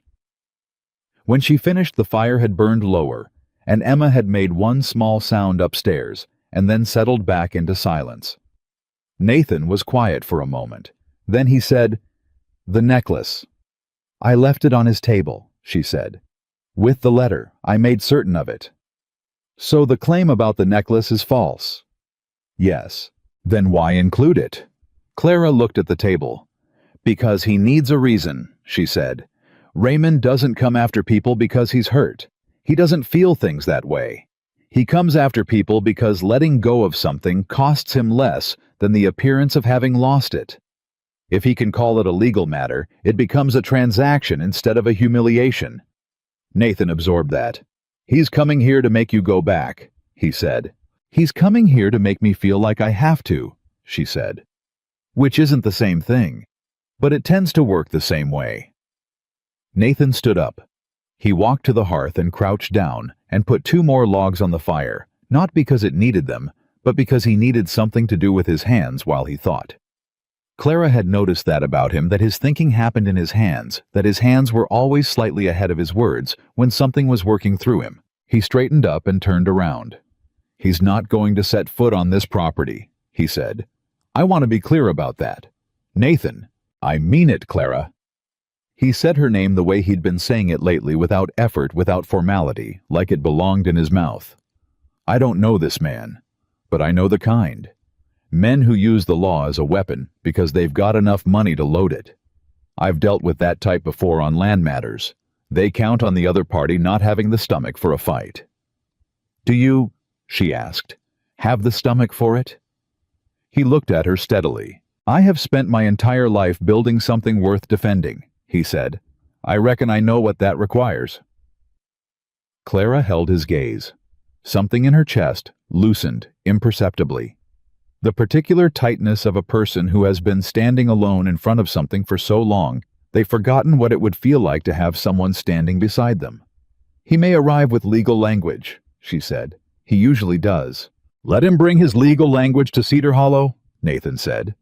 "Sheriff Briggs has known me 15 years, and my land attorney is sharper than any Boston man Alcott can import." He paused. "You're not going back to Boston, Clara." She was very still. "You don't have to say that," she said. "I know I don't have to," he said. "I'm saying it because it's true." She looked at the fire. She was trying very hard not to feel the thing she was feeling, because feeling it meant having to decide what to do about it, and she was not ready for that decision. "All right," she said, quietly. "All right," he said. He said good night and went upstairs, and Clara sat with the dying fire for a long time. She was not going back to Boston. Nathan had said so. She had believed him. She hadn't believed a man that quickly or that completely since before she knew how much that could cost. She sat there in the warm dark and thought about that. 3 days passed without another word from Boston. Clara began to hope against her better judgment that it would stay that way, that Raymond had sent the letter as a piece of theater, a demonstration of reach, and had no actual intention of following through. She had thought that before about Raymond. She had been wrong before. It was Emma who changed the temperature of the house in those days, in the way that babies are able to change the temperature of things without knowing they're doing it. She had begun somewhere in the past week to do something new. She had begun to reach for both of them. Not alternately, not one and then the other, but both simultaneously with the uncomplicated logic of a child who has identified her people and sees no reason to rank them. When Nathan came in of an evening, Emma reached for him. When Clara came into the room, Emma reached for her. And when both of them were present, Emma looked back and forth between them with the expression of someone who has arranged things exactly as she intended and is satisfied with the result. Nathan noticed. He didn't say anything about it directly.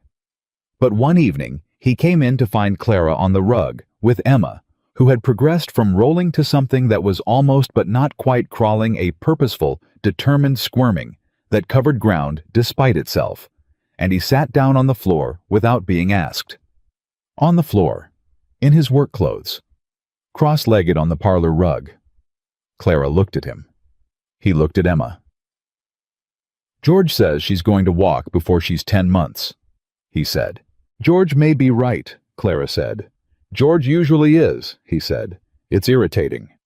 Clara laughed. It surprised her when it happened the way real laughter surprises a person who's been careful with their amusement, full and unguarded there and gone. She pressed her hand over her mouth a half-second after the fact. Nathan was looking at her. Not with the controlled, managed expression, with something open and present. "You should do that more," he said. "Do what?" "Laugh like you mean it," he said. Clara lowered her hand. She didn't have an answer for that. Emma, apparently deciding they had paid insufficient attention to her progress, executed a squirm of particular determination and arrived at Nathan's knee, where she grabbed his trouser leg and looked up at him with an expression of complete triumph. Nathan picked her up. Emma grabbed his collar. He said something quiet to her in that voice Clara had heard through the ceiling, the true voice, the one he kept for after hours. And sitting on the parlor rug in the last light of a November evening with Emma between them and the fire going, and the Montana cold pressing against the windows like it wanted in, Clara thought this. Not a place, not a circumstance. This specific configuration of people in this specific room. She thought, I am going to miss this, not because she was leaving, but because the wanting of it was so sharp and so present that missing it felt like the only honest response, the only feeling large enough to contain what she was not quite letting herself feel. Then the sound came. Horses on the road. Multiple horses moving at the deliberate pace of people who are arriving rather than passing through. Nathan heard it at the same time she did. She saw it in the way his attention shifted, not dramatically, not with alarm, but with the particular quality of a man whose instincts have been trained by years of being responsible for things that require protection. He handed Emma to Clara and stood up. He went to the window. Clara watched his face. She saw the moment he identified what he was looking at. His jaw set. "George," he called loud enough to Carrie. George appeared from the kitchen corridor, where he'd been doing something with the tack. "Boss? Who's at the end of the road?" George looked. A pause. "Carriage," George said. "Nice one. And 2 riders." "Nathan?" Clara said. Quiet. She already knew. He turned and looked at her. "Stay inside," he said. "Nathan." "Clara." His voice had changed. Not harder exactly. Clearer. Like a man who has made a decision and is not entertaining alternatives. "Stay inside with Emma." She looked at him for a moment. She wanted to argue. She was not someone who stayed inside while other people handled her problems, and she had never been. And the fact that part of her wanted to let him do this, the fact that part of her felt something close to relief at having someone willing to stand between her and what was coming, frightened her more than Raymond ever had. "All right," she said. He took his coat from the hook. He went out. Clara held Emma against her shoulder and stood in the shadow of the hallway where she could hear but not be seen from the door, because staying inside did not mean being uninformed, and she had not agreed to be uninformed. She heard the carriage stop. She heard boots on gravel. She heard a voice she hadn't heard in 8 months and felt the old familiar cold of it, smooth and precise. The voice of a man who has rehearsed his words before speaking them in the expectation that performance will substitute for truth. "I'm looking for a Miss Clara Whitfield," Raymond Alcott said. "I understand she's employed here." "You understand correctly," Nathan said. His voice was different outside, flatter, wider, the voice of a man on his own ground. "She's not available." A brief pause. "I'm afraid you don't understand the situation," Raymond said. "I have legal documents that require Miss Whitfield's attention. The matter is time-sensitive." "The matter can wait," Nathan said. "Or it can be handled in town through proper channels with the appropriate parties present. Either way, it's not happening on my property tonight." Another pause, longer. "I beg your pardon," Raymond said, and Clara could hear underneath the politeness the particular temperature of a man who is not used to closed doors. "And you are—" "Nathan Cole," Nathan said. "This is my ranch, and that's my answer." Silence.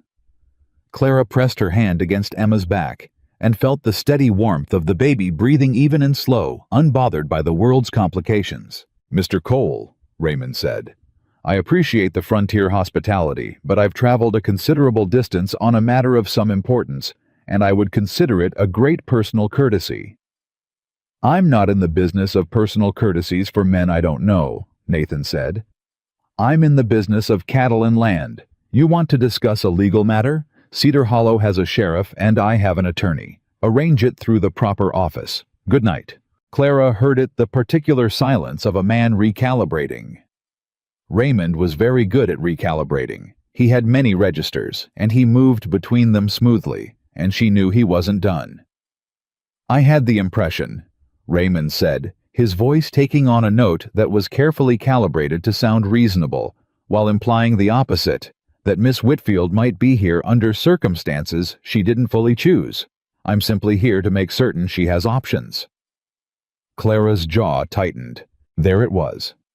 That was Raymond's sharpest instrument, not the legal language, not the money.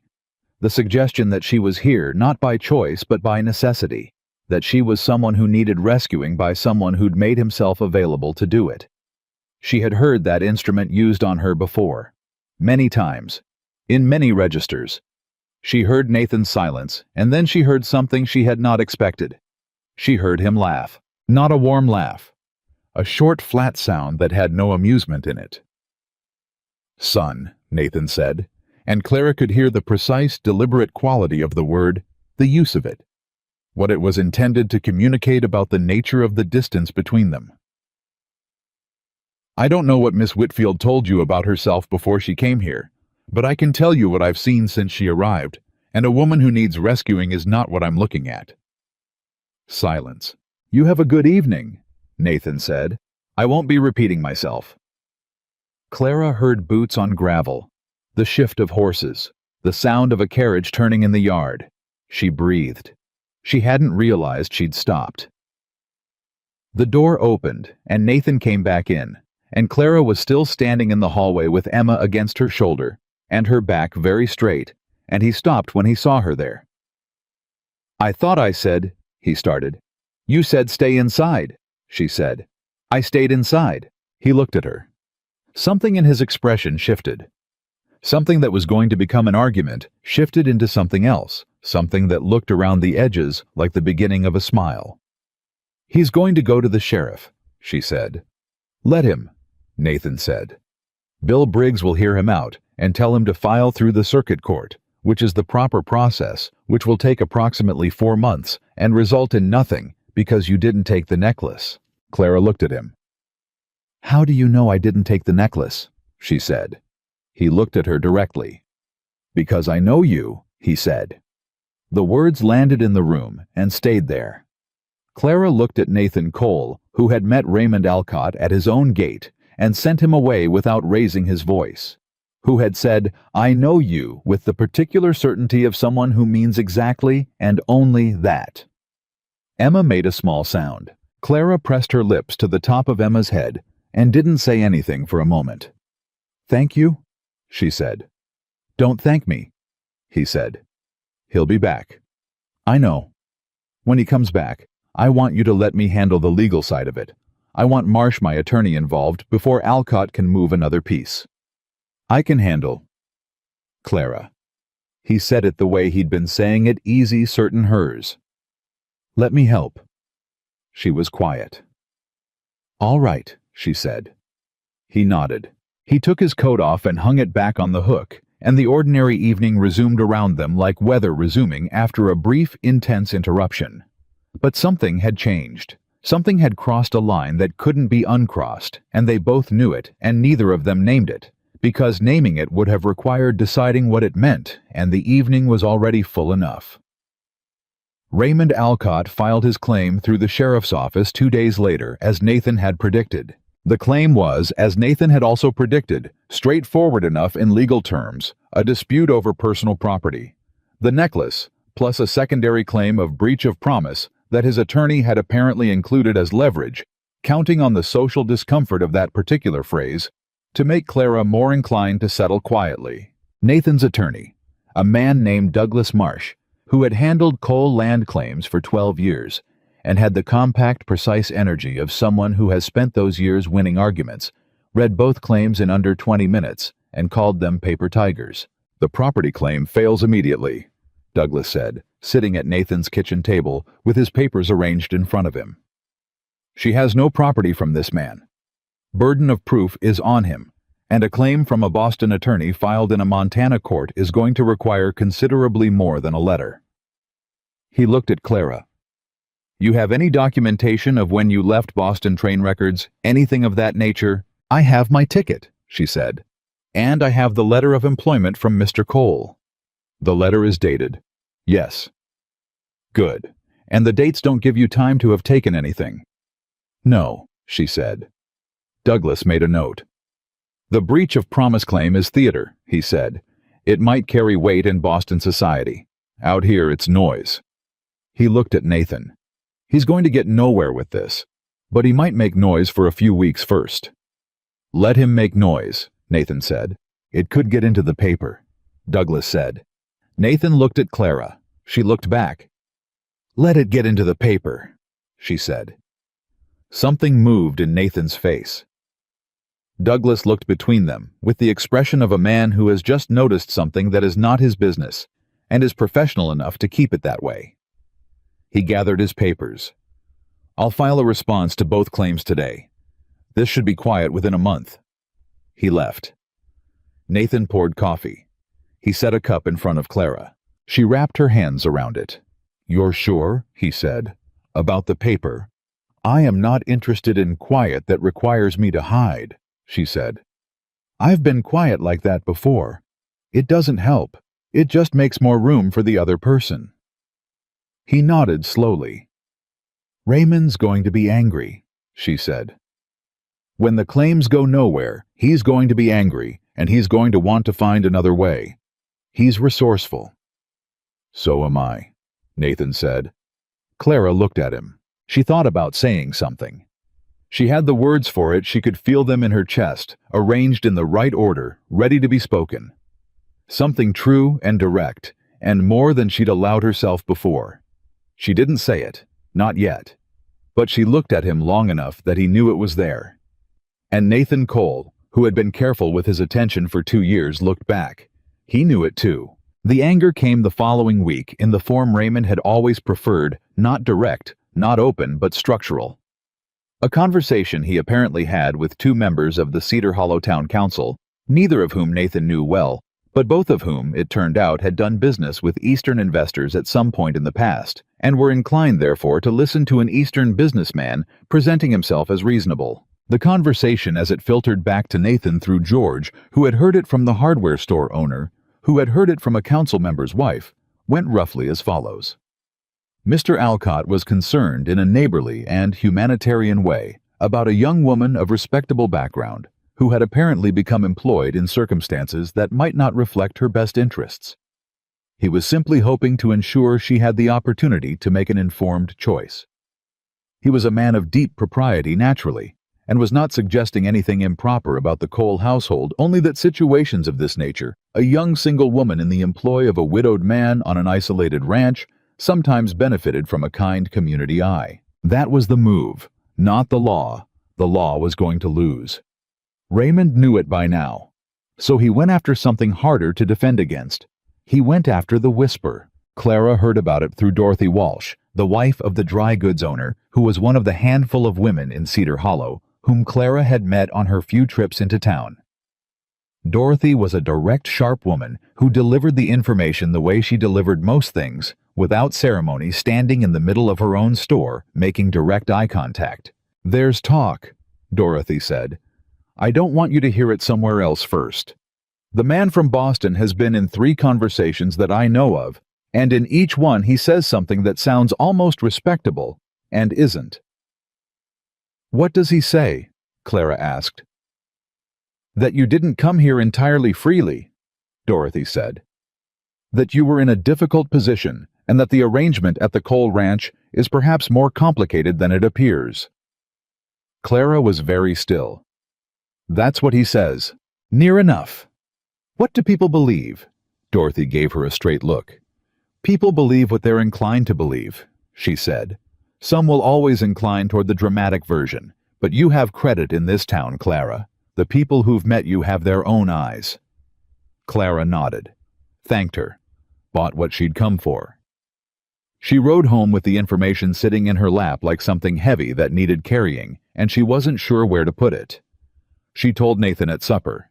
His reaction was different from the one she'd expected, which she was starting to understand was a pattern with him. His reactions were consistently not what her previous experience had taught her to expect from men.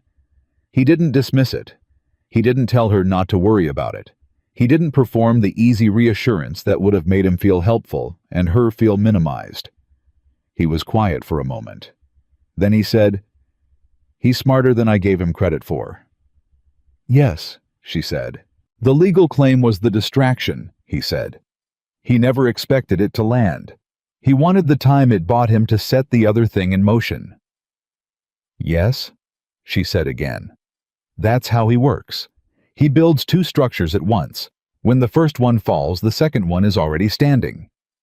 Nathan set down his fork. He looked at her with an expression she hadn't seen on him before, not the soft attention he'd been giving her lately, not the controlled blankness he'd started with. Something harder, something with an edge. "He's not going to do it," he said. "He's already done part of it," Clara said. "The whisper is already out." "Whispers die," he said. "The way you kill them is by not behaving like someone who has something to hide." She looked at him. "What does that look like?" she said. He picked up his fork again. "It looks like going to church on Sunday," he said. "It looks like being seen in town with me and Emma. It looks like people having the opportunity to form their own opinion based on what they actually observe." He paused.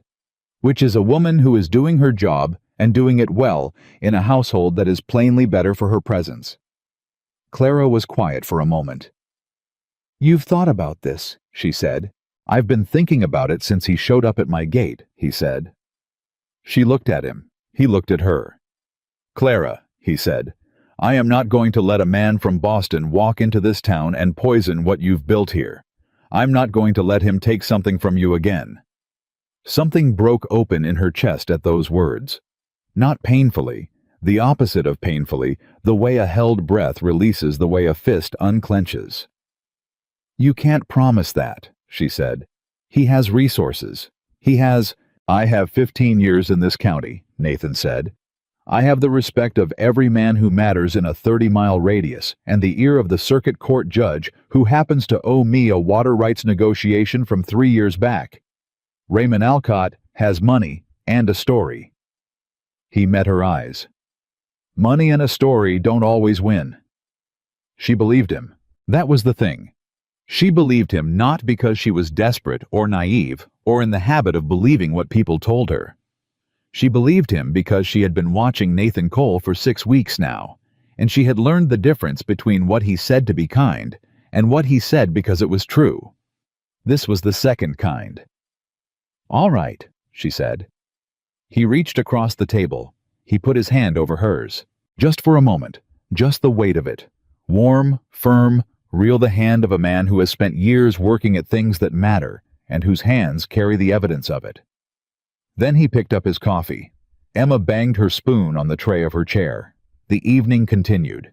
But Clara sat in the altered air of the kitchen and felt the place where his hand had been on hers, and understood that she had arrived somewhere she hadn't been planning to arrive, and that the map she'd been using for her life had not included this territory. She was in it anyway.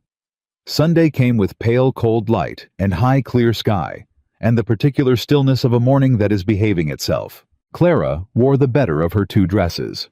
She fixed her hair with more care than usual, which she told herself was simply because Sunday was Sunday, and not for any other reason. She brought Emma downstairs in the white dress with the small buttons that had been in the chest in Emma's room, the one Clara had found carefully wrapped and had understood immediately was something chosen by someone else for an occasion that hadn't arrived yet. She hesitated with the dress for a moment. Then she put it on Emma because Emma was the rightful person to wear it, and because not using it would not honor the woman who'd chosen it. It would just leave something beautiful unused. Nathan came downstairs. He stopped when he saw Emma. Something moved across his face, quick, complicated, there and gone. He crossed the room and took Emma, and he held her for a moment with his face bent toward her head, and Clara turned away and gave him that. When he lifted his face, it was composed again. "She looks," he started. "She does," Clara said, simply. He looked at Clara. She was wearing the better dress. Her hair was pinned up. He looked at her the way he hadn't allowed himself to look at her before, not a glance, not a professional assessment. A full look, long enough that Clara felt it as something physical. "You're ready," he said. "I'm ready," she said. They went to church, and Cedar Hollow watched Nathan Cole walk into Sunday service with his daughter in his arms and his nanny beside him. And Cedar Hollow formed its opinions, and most of those opinions were not what Raymond Alcott had been building toward. Dorothy Walsh caught Clara's eye from across the pews and gave her a small, precise nod. Clara nodded back. Raymond Alcott was sitting 3 rows back on the left side, because of course he was, because Raymond always found the room and positioned himself in it before anyone else arrived. He was wearing a coat that cost more than most people in Cedar Hollow earned in a month. He was watching. Clara did not look at him. She looked at Emma. She looked at the front of the church. She sang the hymns she knew quietly, and when Emma reached for her during the sermon, Clara took her and held her, and felt Raymond Alcott's gaze on the back of her head like a hand pressing, and she did not turn around. Afterward, on the church steps in the cold and the thin November light, Nathan introduced her formally to 3 men she hadn't met, and 2 women she'd only nodded to in the street. He introduced her as Clara. Not as the nanny, not as the housekeeper. Just Clara, with his hand briefly at her elbow as he turned to each person, the light deliberate placement of it that said everything it was intended to say.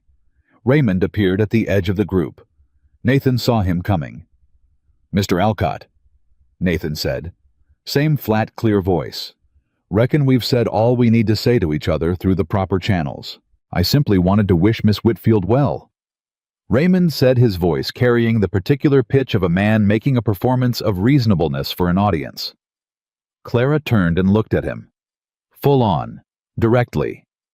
She had been not looking at him for an hour, and now she stopped. Raymond was exactly as she remembered him, impeccable, composed, certain in the way that men are certain, when they have never had to be uncertain.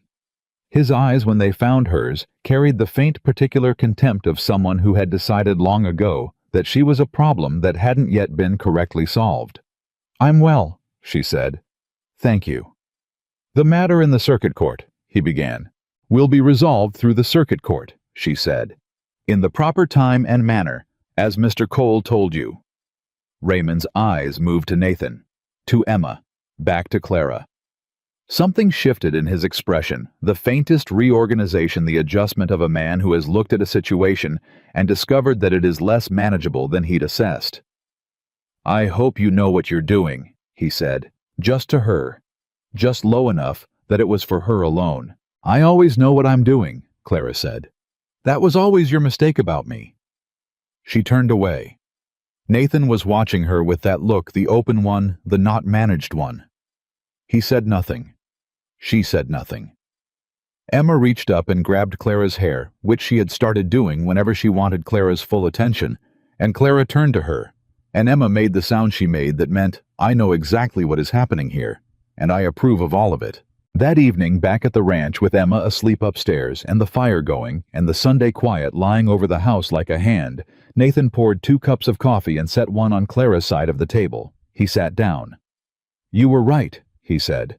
"About which part?" she said. "He's not finished," he said. "I watched his face when you turned away from him. He's not a man who finishes when he's supposed to." "No," she said. "He isn't." Nathan turned the cup in his hands. "There's something I need to tell you," he said. She looked at him. His voice had changed, not the ranch voice, not the evening voice. Something deeper. The voice she'd heard through the ceiling. The true one. "When my wife died," he said. He stopped, started again. "When she died, I told myself I was done. With all of it. With the wanting things. I told myself that Emma was enough, that the ranch was enough." He looked at the table. "I believed it. For 2 years I believed it." Clara held very still. "And then you stepped off that train," he said. "And you looked at me like you were going to be fine with or without whatever I thought of you, and I didn't know what to do with that." He looked up. "I still don't always know what to do with it."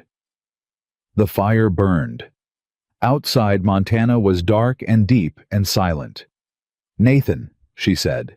"I'm not asking you for anything," he said, quickly. "I want to be clear about that. I know your situation is complicated. I know Alcott is still a problem. I know you've only been here 6 weeks." "Nathan," she said again. He stopped. "I know," she said, quietly. "I know what you're not asking." He looked at her. "I'm not going anywhere," she said. It was the simplest sentence she'd spoken in years. It carried she knew more weight than its 4 words could reasonably hold.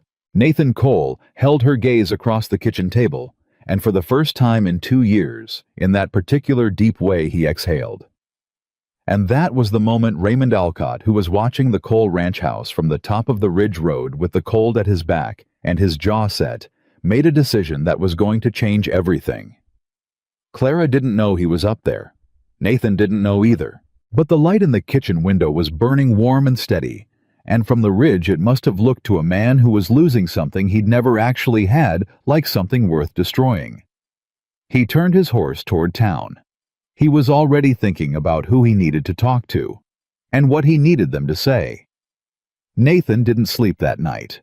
Clara didn't know that. She had gone to bed after their conversation at the kitchen table, carrying those 4 words, "I'm not going anywhere," like something she was still deciding whether she was allowed to keep. She had lain in the dark and listened to the house settle and told herself she had not said too much.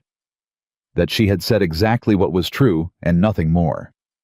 That truth spoken quietly was not the same as vulnerability. She almost believed it. Downstairs, Nathan sat in the chair nearest the fire until it burned to coals, and the room went cold enough to make itself known, and he sat there anyway, turning his coffee cup in his hands long after the coffee was gone, working through something that didn't have easy edges. He was not a man who panicked. He had learned that early that panic was the most expensive response to danger because it spent energy without producing anything useful. His father had taught him that. 15 years of ranching had reinforced it. 2 years of grief had confirmed it. But Raymond Alcott, sitting on that ridge road, he was sure of it, the way you're sure of something your instincts report. Before your eyes confirm Raymond Alcott was not a problem that resolve alone could solve. He had resources. He had Eastern connections.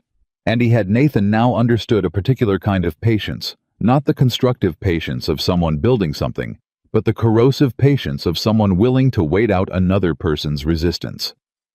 Nathan thought about what he'd said to Clara. He thought about her face when he'd said it. The way she'd held still. The way she'd said, "I know," before he'd finished, which meant she'd been listening at a level below the words themselves. He thought about Emma in the white dress. He thought about what it would cost this household, what it would cost Clara specifically, if Alcott succeeded in making Cedar Hollow believe the story he was building. He sat in the cold dark and thought about that for a long time. By the time he finally went to bed, he had arrived at a decision. He did not tell Clara in the morning. He told George to saddle the gray at first light, and he rode into Cedar Hollow before breakfast, and he was back before Clara had finished the morning feeding with Emma, and when he came in the door, he was carrying something under his arm. Clara looked at him from across the kitchen. He set the thing on the table. It was a copy of the Cedar Hollow Courier, the weekly paper folded to an inside page. She looked at it. She looked at him.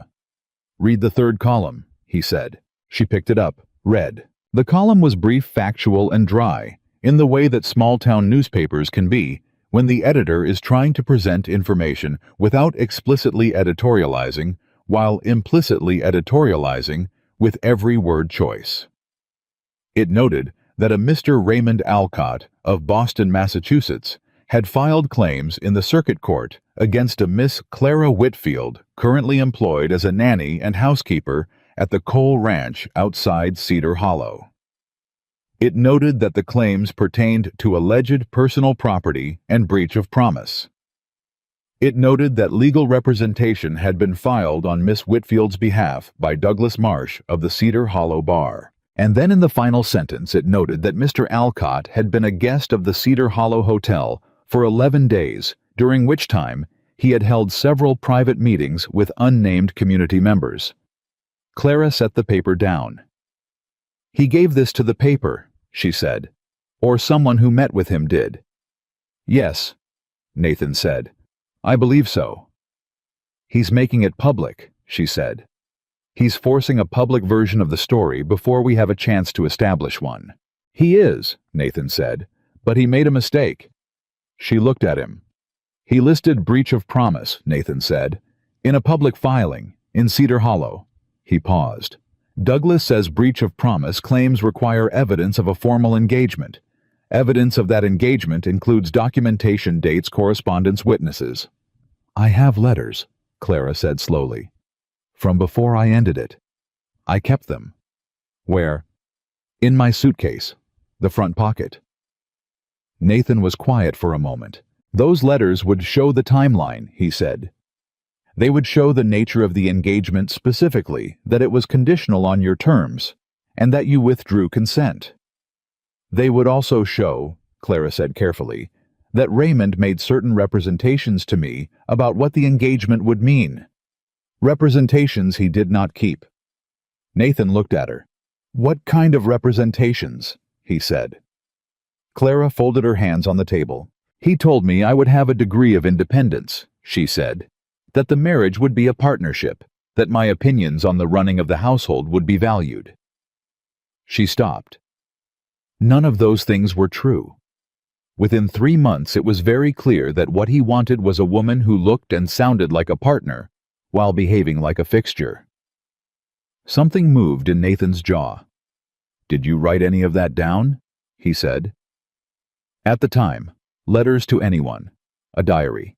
I kept a journal," she said, quietly. Nathan sat very still.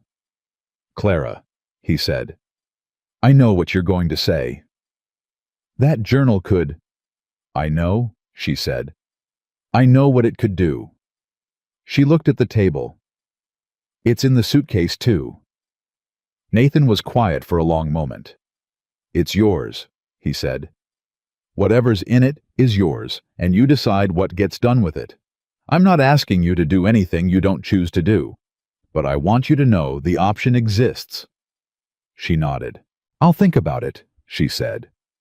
He nodded back, got up, poured the coffee she'd made, and stood at the window for a moment with it. "There's something else," he said. The way he said it made her look up. "Alcott had a meeting yesterday with Harlan Webb," he said. Clara didn't know the name.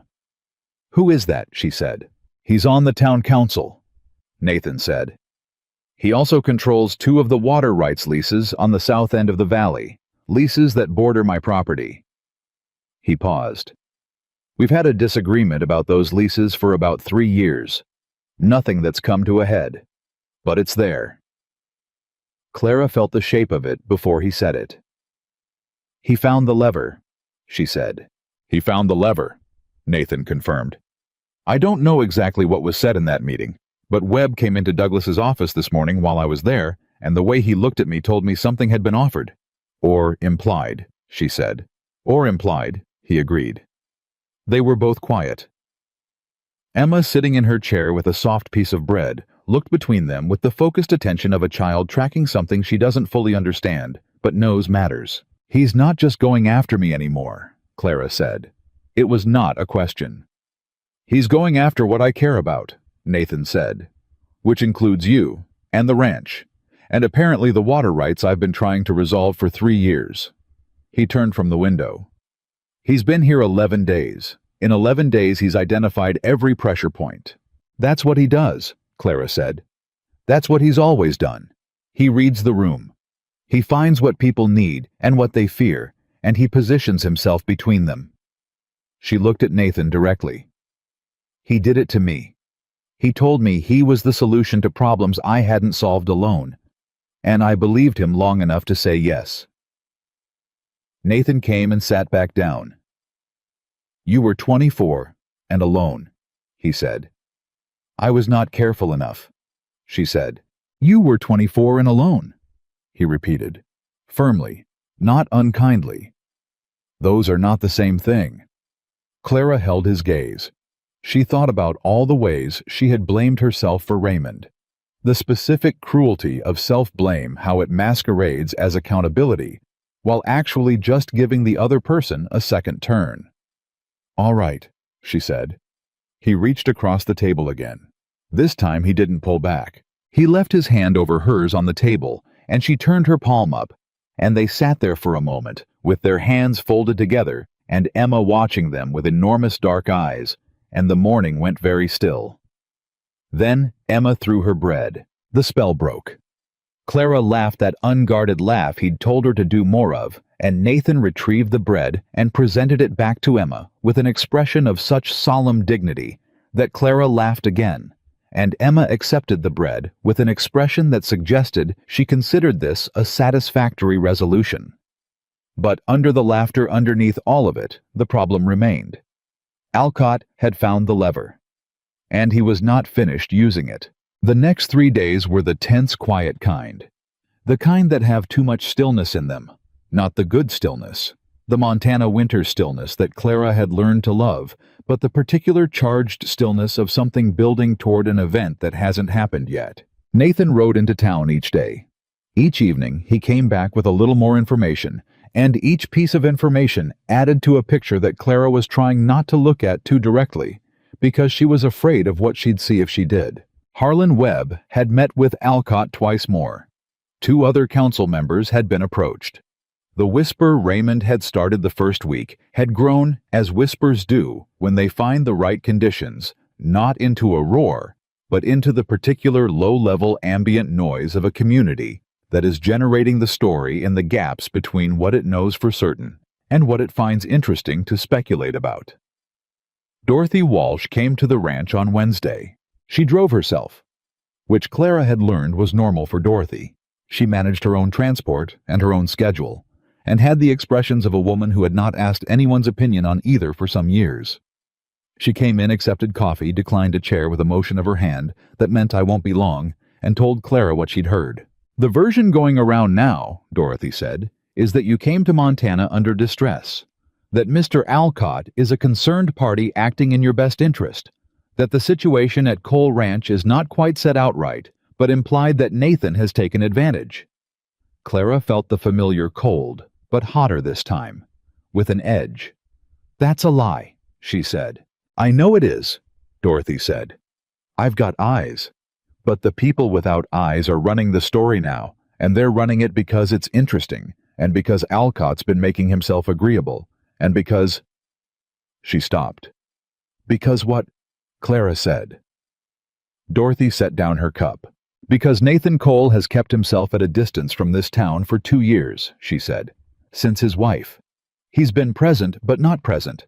He works, he provides, he's respected. But he stopped letting people in. And when a man does that long enough, people fill in what they don't know with what they imagine. Clara thought about that. What do they imagine? She said. Something darker than what's true, Dorothy said. Not everyone, but enough. She looked at Clara directly. You need to give the town something real, something they can see with their own eyes, not just hear through Alcott. We went to church on Sunday, Clara said. That was good, Dorothy said. Do more. She picked up her coat. The winter social is Saturday. Nathan hasn't come in 3 years. If he comes this year with you with the baby, that's the picture people remember. Clara was quiet. He might not want to, she said. Dorothy gave her a look that suggested she found this assessment optimistic about Nathan's resistance. Ask him, Dorothy said. He'll come. She left. Clara asked him that evening. Nathan was quiet for a moment. The winter social, he said. Saturday, she said. Dorothy thinks... I know what Dorothy thinks, he said. Dorothy's usually right. He turned his coffee cup. I haven't gone since... He stopped. I know, Clara said. He looked at her. Emma will need to be back by 8, he said. She won't tolerate. Emma will behave herself, Clara said. She's very socially confident. Something shifted in his face. All right, he said. All right, she said. She turned back to the dishes. Behind her she heard him say quietly, as if not quite to her, Ruth used to love the winter social. Clara held very still, her hands in the wash water. It was the first time she had heard him say his wife's name. Ruth. She let it settle. Then she said without turning around, she had good taste. In curtains and in socials. A long silence. She did, he said. And it was the same tone as before, that particular woven-through note of grief, and something else. Something that had begun to exist alongside the grief, rather than inside it. Clara finished the dishes. She did not turn around until she heard him get up and go to the stairs to say goodnight to Emma. Then she let out a slow breath. Ruth, a real woman, a real name, a real life that had been lived in these rooms before Clara arrived to move the curtains and fix the porch rail and lay the fire. Clara had understood that abstractly from the beginning.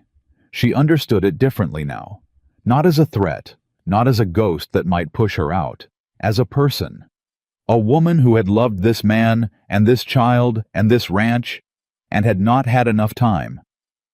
Clara had been careful not to replace anything. She hoped she hadn't. She hoped quietly and honestly in the dark of the kitchen that whatever she was building here was something that could stand beside what had been, rather than in the place of it. She went upstairs. Saturday came cold and clear, and Clara dressed Emma in the white dress again and put on her own best, and came downstairs to find Nathan in a coat she hadn't seen before, newer than his work coat, brushed clean, the coat of a man who had decided to be seen. He looked at her. She looked at him. Emma made a sound that in any other language would have been approval. Ready? He said. Ready, she said. The social was held in the church hall, which had been cleared and arranged with tables, and the kind of organized festivity that small communities generate when they decide collectively that things are worth celebrating.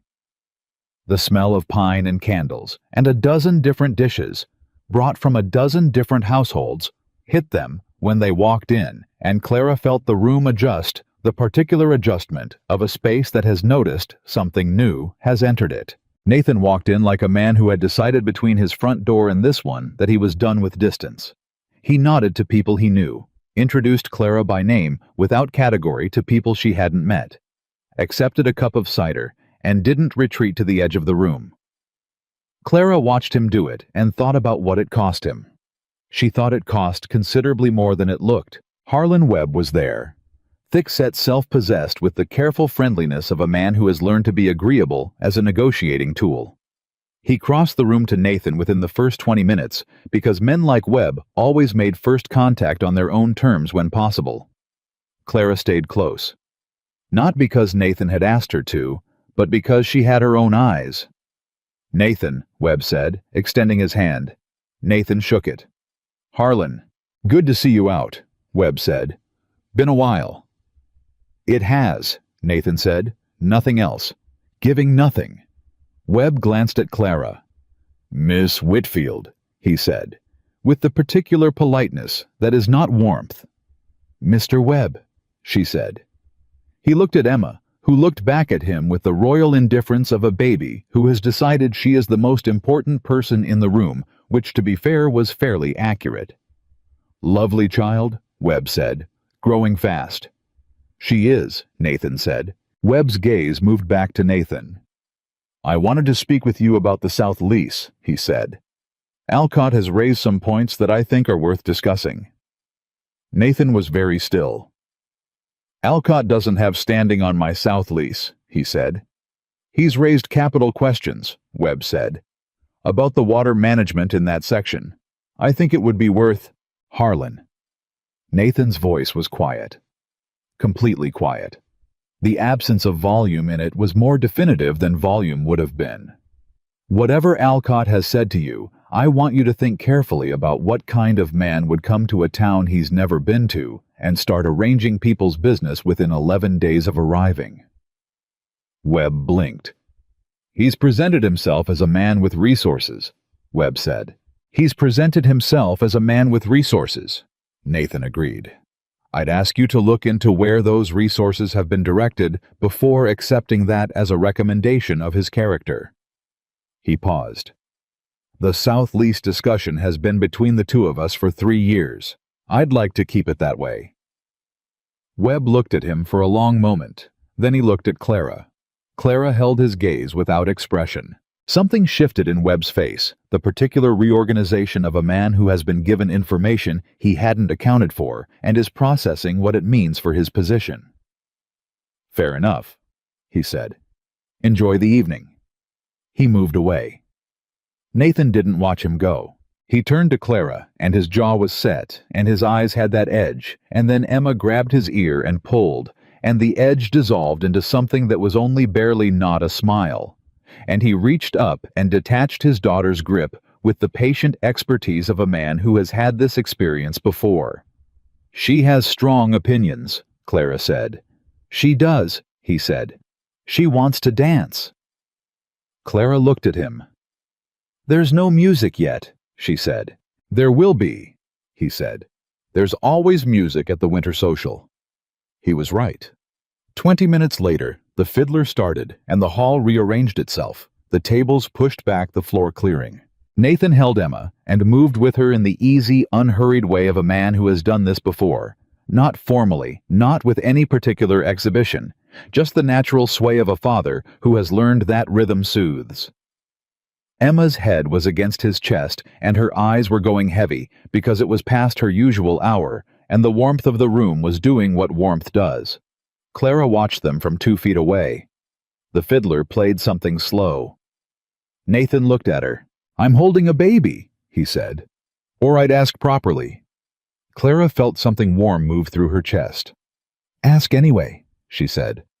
He looked at her for a moment. Then, with Emma against one shoulder, he extended his other hand. Clara took it. They moved together in the small space between what was practical and what it meant, and Emma slept against Nathan's shoulder, and the fiddle played, and Clara thought, this is real. Whatever else happens, whatever Raymond does next, this is real, and it happened, and it is mine. She held that thought very carefully. She held it like the coin she'd pressed into her palm on the platform, like something small and solid that she was going to keep whether or not anyone else saw the value of it. Then she looked across the room. Raymond Alcott was standing at the door. He had not been invited. He had come anyway because men like Raymond went where the action was, and the action he had apparently decided was here. He was looking at her and Nathan with an expression that had moved past the performance of reasonableness and arrived at something rawer. Something she recognized from the last weeks in Boston, the expression of a man whose calculation has run out of numbers and is down to feeling. Raymond didn't have feelings exactly.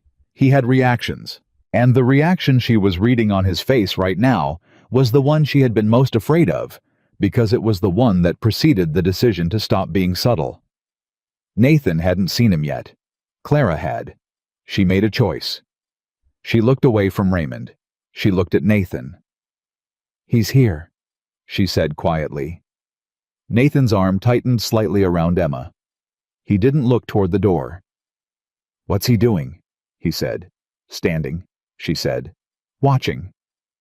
"Let him watch," Nathan said. "Nathan." "Clara." He looked at her. Direct, steady, the same look he'd had on the church steps. "We are not going to let Raymond Alcott determine what this evening is. You understand me?" She held his gaze. "Yes," she said. "Good," he said. The fiddle moved into something slower still. Clara did not look at the door again, but she felt Raymond in the room the way you feel weather coming before it arrives, in the quality of the air, in the way things hold themselves. He made his move 20 minutes later.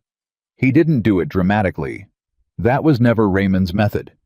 He moved through the room, the way water moves through a space, finding the channels, taking the paths of least resistance, arriving where he needed to be, without appearing to have aimed at it. He arrived at the group of people Nathan was speaking with, the sheriff, Bill Briggs, and two of the older ranchers Nathan had known for years. He arrived as if he'd simply been passing through, and he stopped, and he said something to one of the ranchers that was apparently friendly enough to constitute an introduction, and within a few minutes, he was part of the group. Clara watched from across the room where she was standing with Dorothy. "Here it comes," Dorothy said low. "Yes," Clara said. "What is he going to do?" Dorothy said. "Something that looks like nothing," Clara said. "He's very good at that." Dorothy looked at her. "You're not frightened?" Dorothy said. Clara considered that. "I was," she said. "For a long time I was."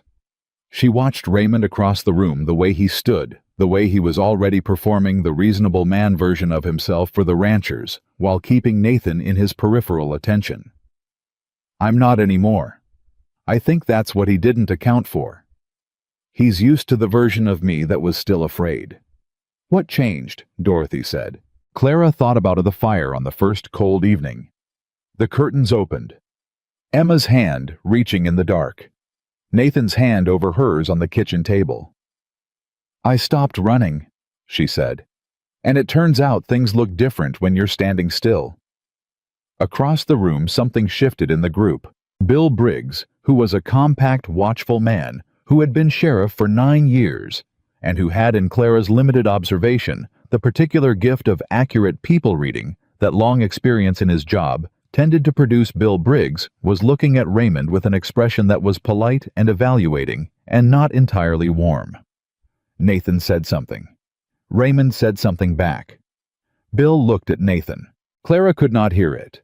She could only read it from across the noisy room, in the angles of shoulders and the economy of gestures.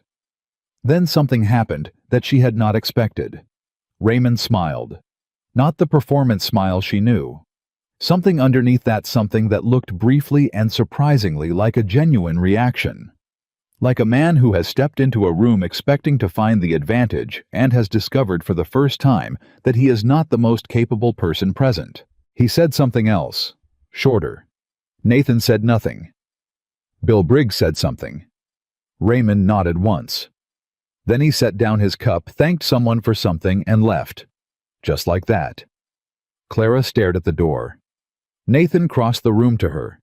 Emma was awake again, having apparently determined that she'd missed something worth watching. "What happened?" Clara said. Nathan looked at the door where Raymond had exited. Bill told him the circuit court had declined to hear the property claim, he said. Insufficient evidence. Formal notice was sent to his attorney this afternoon. Clara went very still. "Today?" she said. "Douglas had been pushing for an expedited review," Nathan said. "He called in some time.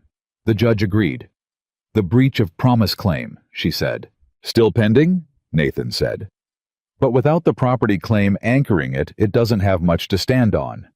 Douglas says it'll be dismissed within the month." Clara looked at the door. She looked at Nathan. "He's not going to accept this quietly," she said. "No," Nathan said. "He's not." "He's going to do something," she said. "Probably," Nathan agreed. "Then why are you... You look..." She searched for the word. Calm. Nathan looked at her. Because I've been dealing with problems on this land for 15 years, he said, and the ones that make the most noise right before they leave are the ones that have run out of moves. Raymond Alcott has run out of legal moves. That leaves him with the whisper, and whispers need to be fed. He paused. I'm going to stop feeding them. How? She said. He was quiet for a moment. He shifted Emma to his other arm.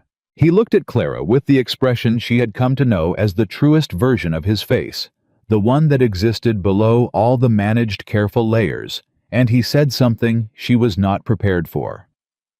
By giving this town something true to talk about, he said, instead of something Alcott invented. Clara looked at him. Her heart was doing something she could not make it stop doing. Nathan, she said carefully, what are you saying? He looked at her for a long moment. Emma reached out and grabbed Clara's hand with one small fist and held on. I'm saying, Nathan said slowly, that I have spent 2 years telling myself I was done. Done with wanting things. Done with building something with another person. He looked at Emma's hand in Clara's. And I have spent the last 6 weeks being wrong about that. More wrong than I've been about anything since I decided that first winter could be survived on stubbornness alone. Clara could not breathe. The ranch is mine, he said. Emma is mine. The south pasture and the water rights and the fence line and every cold morning are mine, and I will defend every bit of it. He looked at her directly. I would like if you are willing to have something more to defend. The room was loud around them. The fiddle was going again. Someone laughed near the back. Emma held Clara's hand. Clara looked at Nathan Cole, who had sent for a nanny who had stood at a window in the cold and given her her name back in a single word, who had put his hand over hers and left it there, who had gone to a church social for the first time in 3 years and danced holding his daughter and extended his hand anyway. And she understood that this man had just said the most honest thing she had heard in 6 weeks of honest things. She did not look away. I am willing, she said. The fiddle played.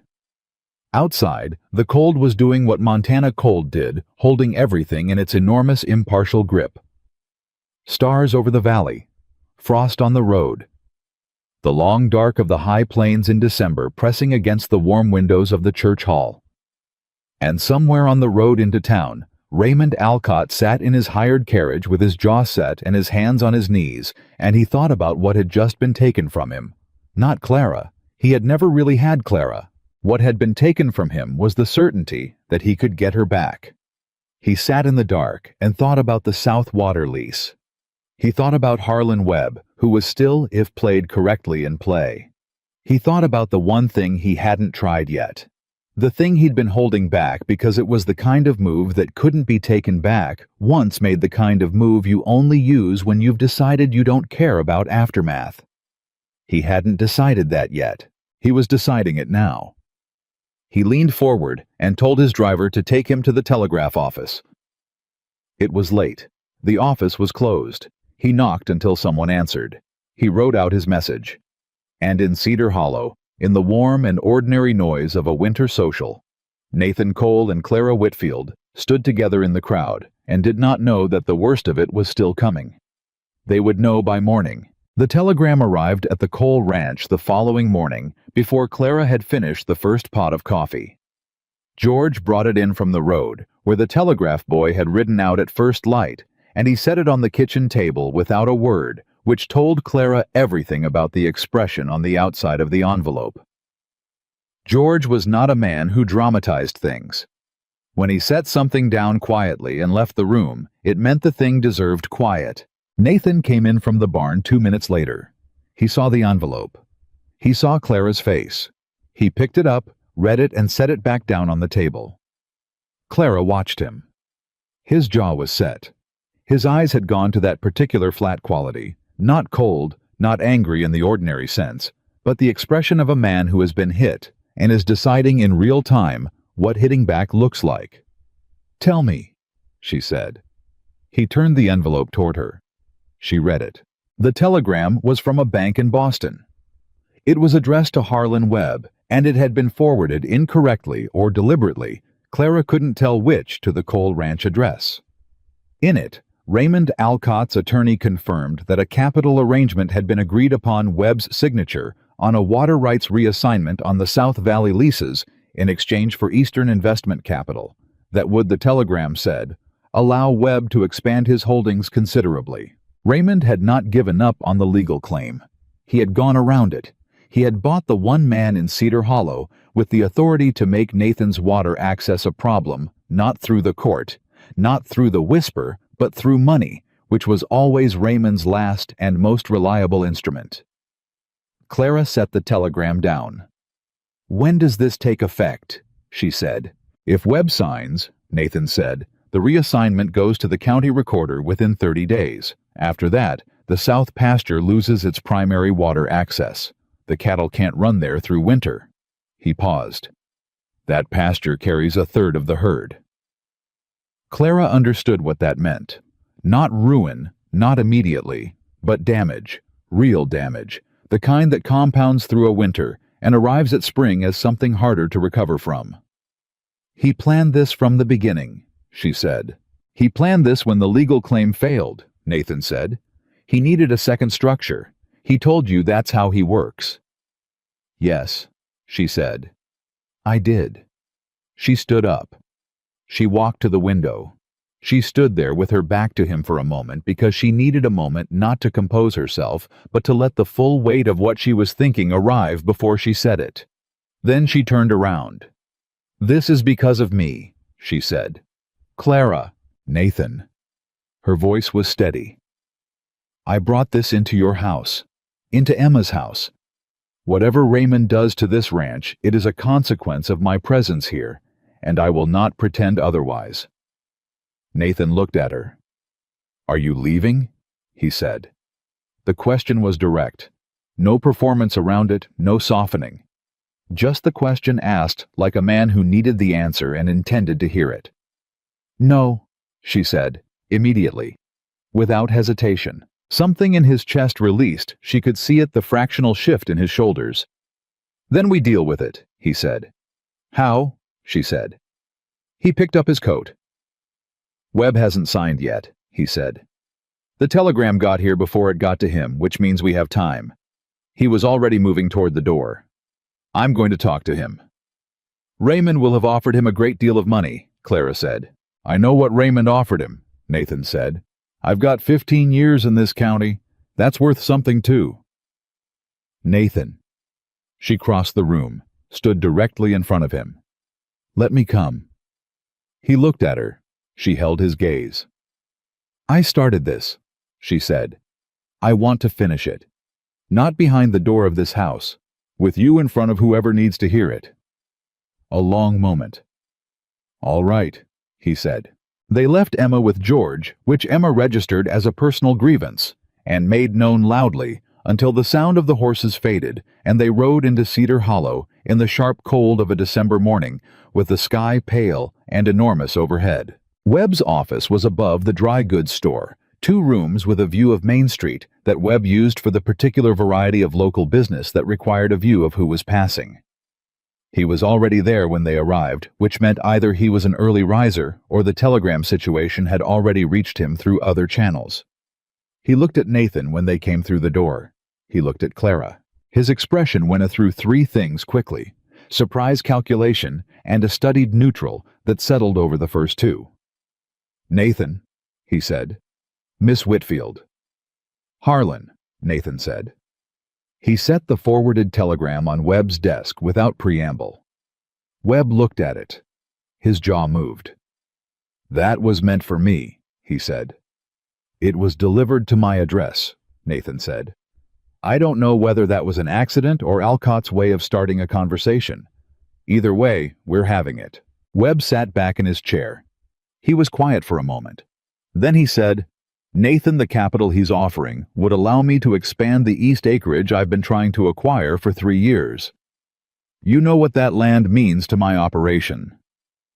"I know what it means," Nathan said. "The water rights reassignment is a technicality," Webb said. "You could run a secondary line from Harlan," Nathan's voice was quiet. Still, that flat, certain quiet.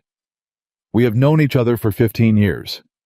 We have had this water rights disagreement for 3 of those 15 years, and it has never gone to legal action, because we are both men who understand that neighbor disputes settled by law make enemies where there used to be neighbors." Webb said nothing. "I am asking you," Nathan said, "to tell me what it would take to settle the south lease between us the right way so that no man from Boston has a stake in my land or yours." Webb turned the telegram over on his desk. "He's offering 15,000, Webb said, bluntly, the number of a man who has decided that transparency serves him better here than performance. Nathan didn't blink. "What's the east acreage actually worth to you?" Nathan said. "Not the money. The operation." Webb was quiet. "It doubles my grazing range," he said. "I've been at the edge of what this property can carry for 2 years." Nathan was quiet for a moment. Then he said, "I have 1,200 acres of the North Plateau I haven't developed. Running a fence line up there has been on my list for 5 years, and I haven't had the time or the labor." He paused. "I would be willing to negotiate a shared use arrangement on the North Plateau through the winter grazing season. 5 years renewable. In exchange for a settled water rights agreement on the South lease, one that doesn't involve Raymond Alcott's capital or his signature." Webb stared at him. Clara watched Webb's face and saw the exact moment the calculation landed. 1,200 acres of the North Plateau in shared use was in practical terms considerably more valuable than the east acreage Raymond's money was intended to buy. Webb knew the plateau. He had ridden it. He had wanted access to it for as long as he'd wanted the east acreage. "That's a significant offer," Webb said carefully. "I know what it is," Nathan said. "You'd need to work out terms with Douglas." "Douglas can have the paperwork ready by end of week," Nathan said. Webb looked at the telegram. He looked at Nathan. He looked at Clara, and in his expression was something she recognized, the look of a man revising a story he'd been told about someone holding the revised version against the original and finding the original insufficient. "Alcott's going to be unhappy," Webb said. "I expect so," Nathan said. "He may try another channel." "He's welcome to try," Nathan said. "He's running out of them." Webb was quiet for a long moment. Then he picked up the telegram. He put it in his desk drawer. He extended his hand to Nathan. "End of week," he said. "Tell Douglas to draft something fair." Nathan shook it. They rode back to the ranch in the cold, and neither of them spoke for the first mile, because some things need the silence around them before words can find the right shape. Then Clara said, "The North Plateau." "Yes," Nathan said. "That's a significant piece of what you've been building," she said. "Shared use for 5 years," he said. "I still own it, and I've been meaning to fence it for 5 years without getting to it." He glanced at her. "Sometimes the right trade is the one that solves 2 problems at once." She looked at him. "You solved my problem," she said. "I solved a problem that was on my land," he said, "which makes it mine to solve too." She was quiet. "Nathan," she said. "Clara," he said. "Raymond is still in Cedar Hollow," she said. "He received the telegram. He knows the claim failed. He knows Webb didn't sign." "Yes?" Nathan said. "He's going to come to the ranch," she said. "Probably." "Today," she said. Nathan looked at the road ahead. "Probably," he said again. She was right. Raymond came that afternoon. He did not arrive in the hired carriage this time. He arrived alone on horseback, which Clara understood immediately as a deliberate choice. The carriage was a statement of resources, but the horse was a statement of intention. He was not here to perform. He was here to have the conversation that all the performance had been avoiding. Nathan was in the yard when Raymond rode up. Clara was on the porch, which was where she had been for the past hour, because she had known he was coming, and she had decided clearly without drama that she was not going back inside. Raymond dismounted. He looked at Nathan, then at Clara on the porch. He walked toward her. Nathan moved not fast, but definite, and placed himself in the space between the yard and the porch steps. "I'd like to speak with Clara," Raymond said. "You can speak with her from there," Nathan said. Raymond looked at him. For a moment, just a moment, something genuinely human moved across Raymond Alcott's face. Not anger, not calculation.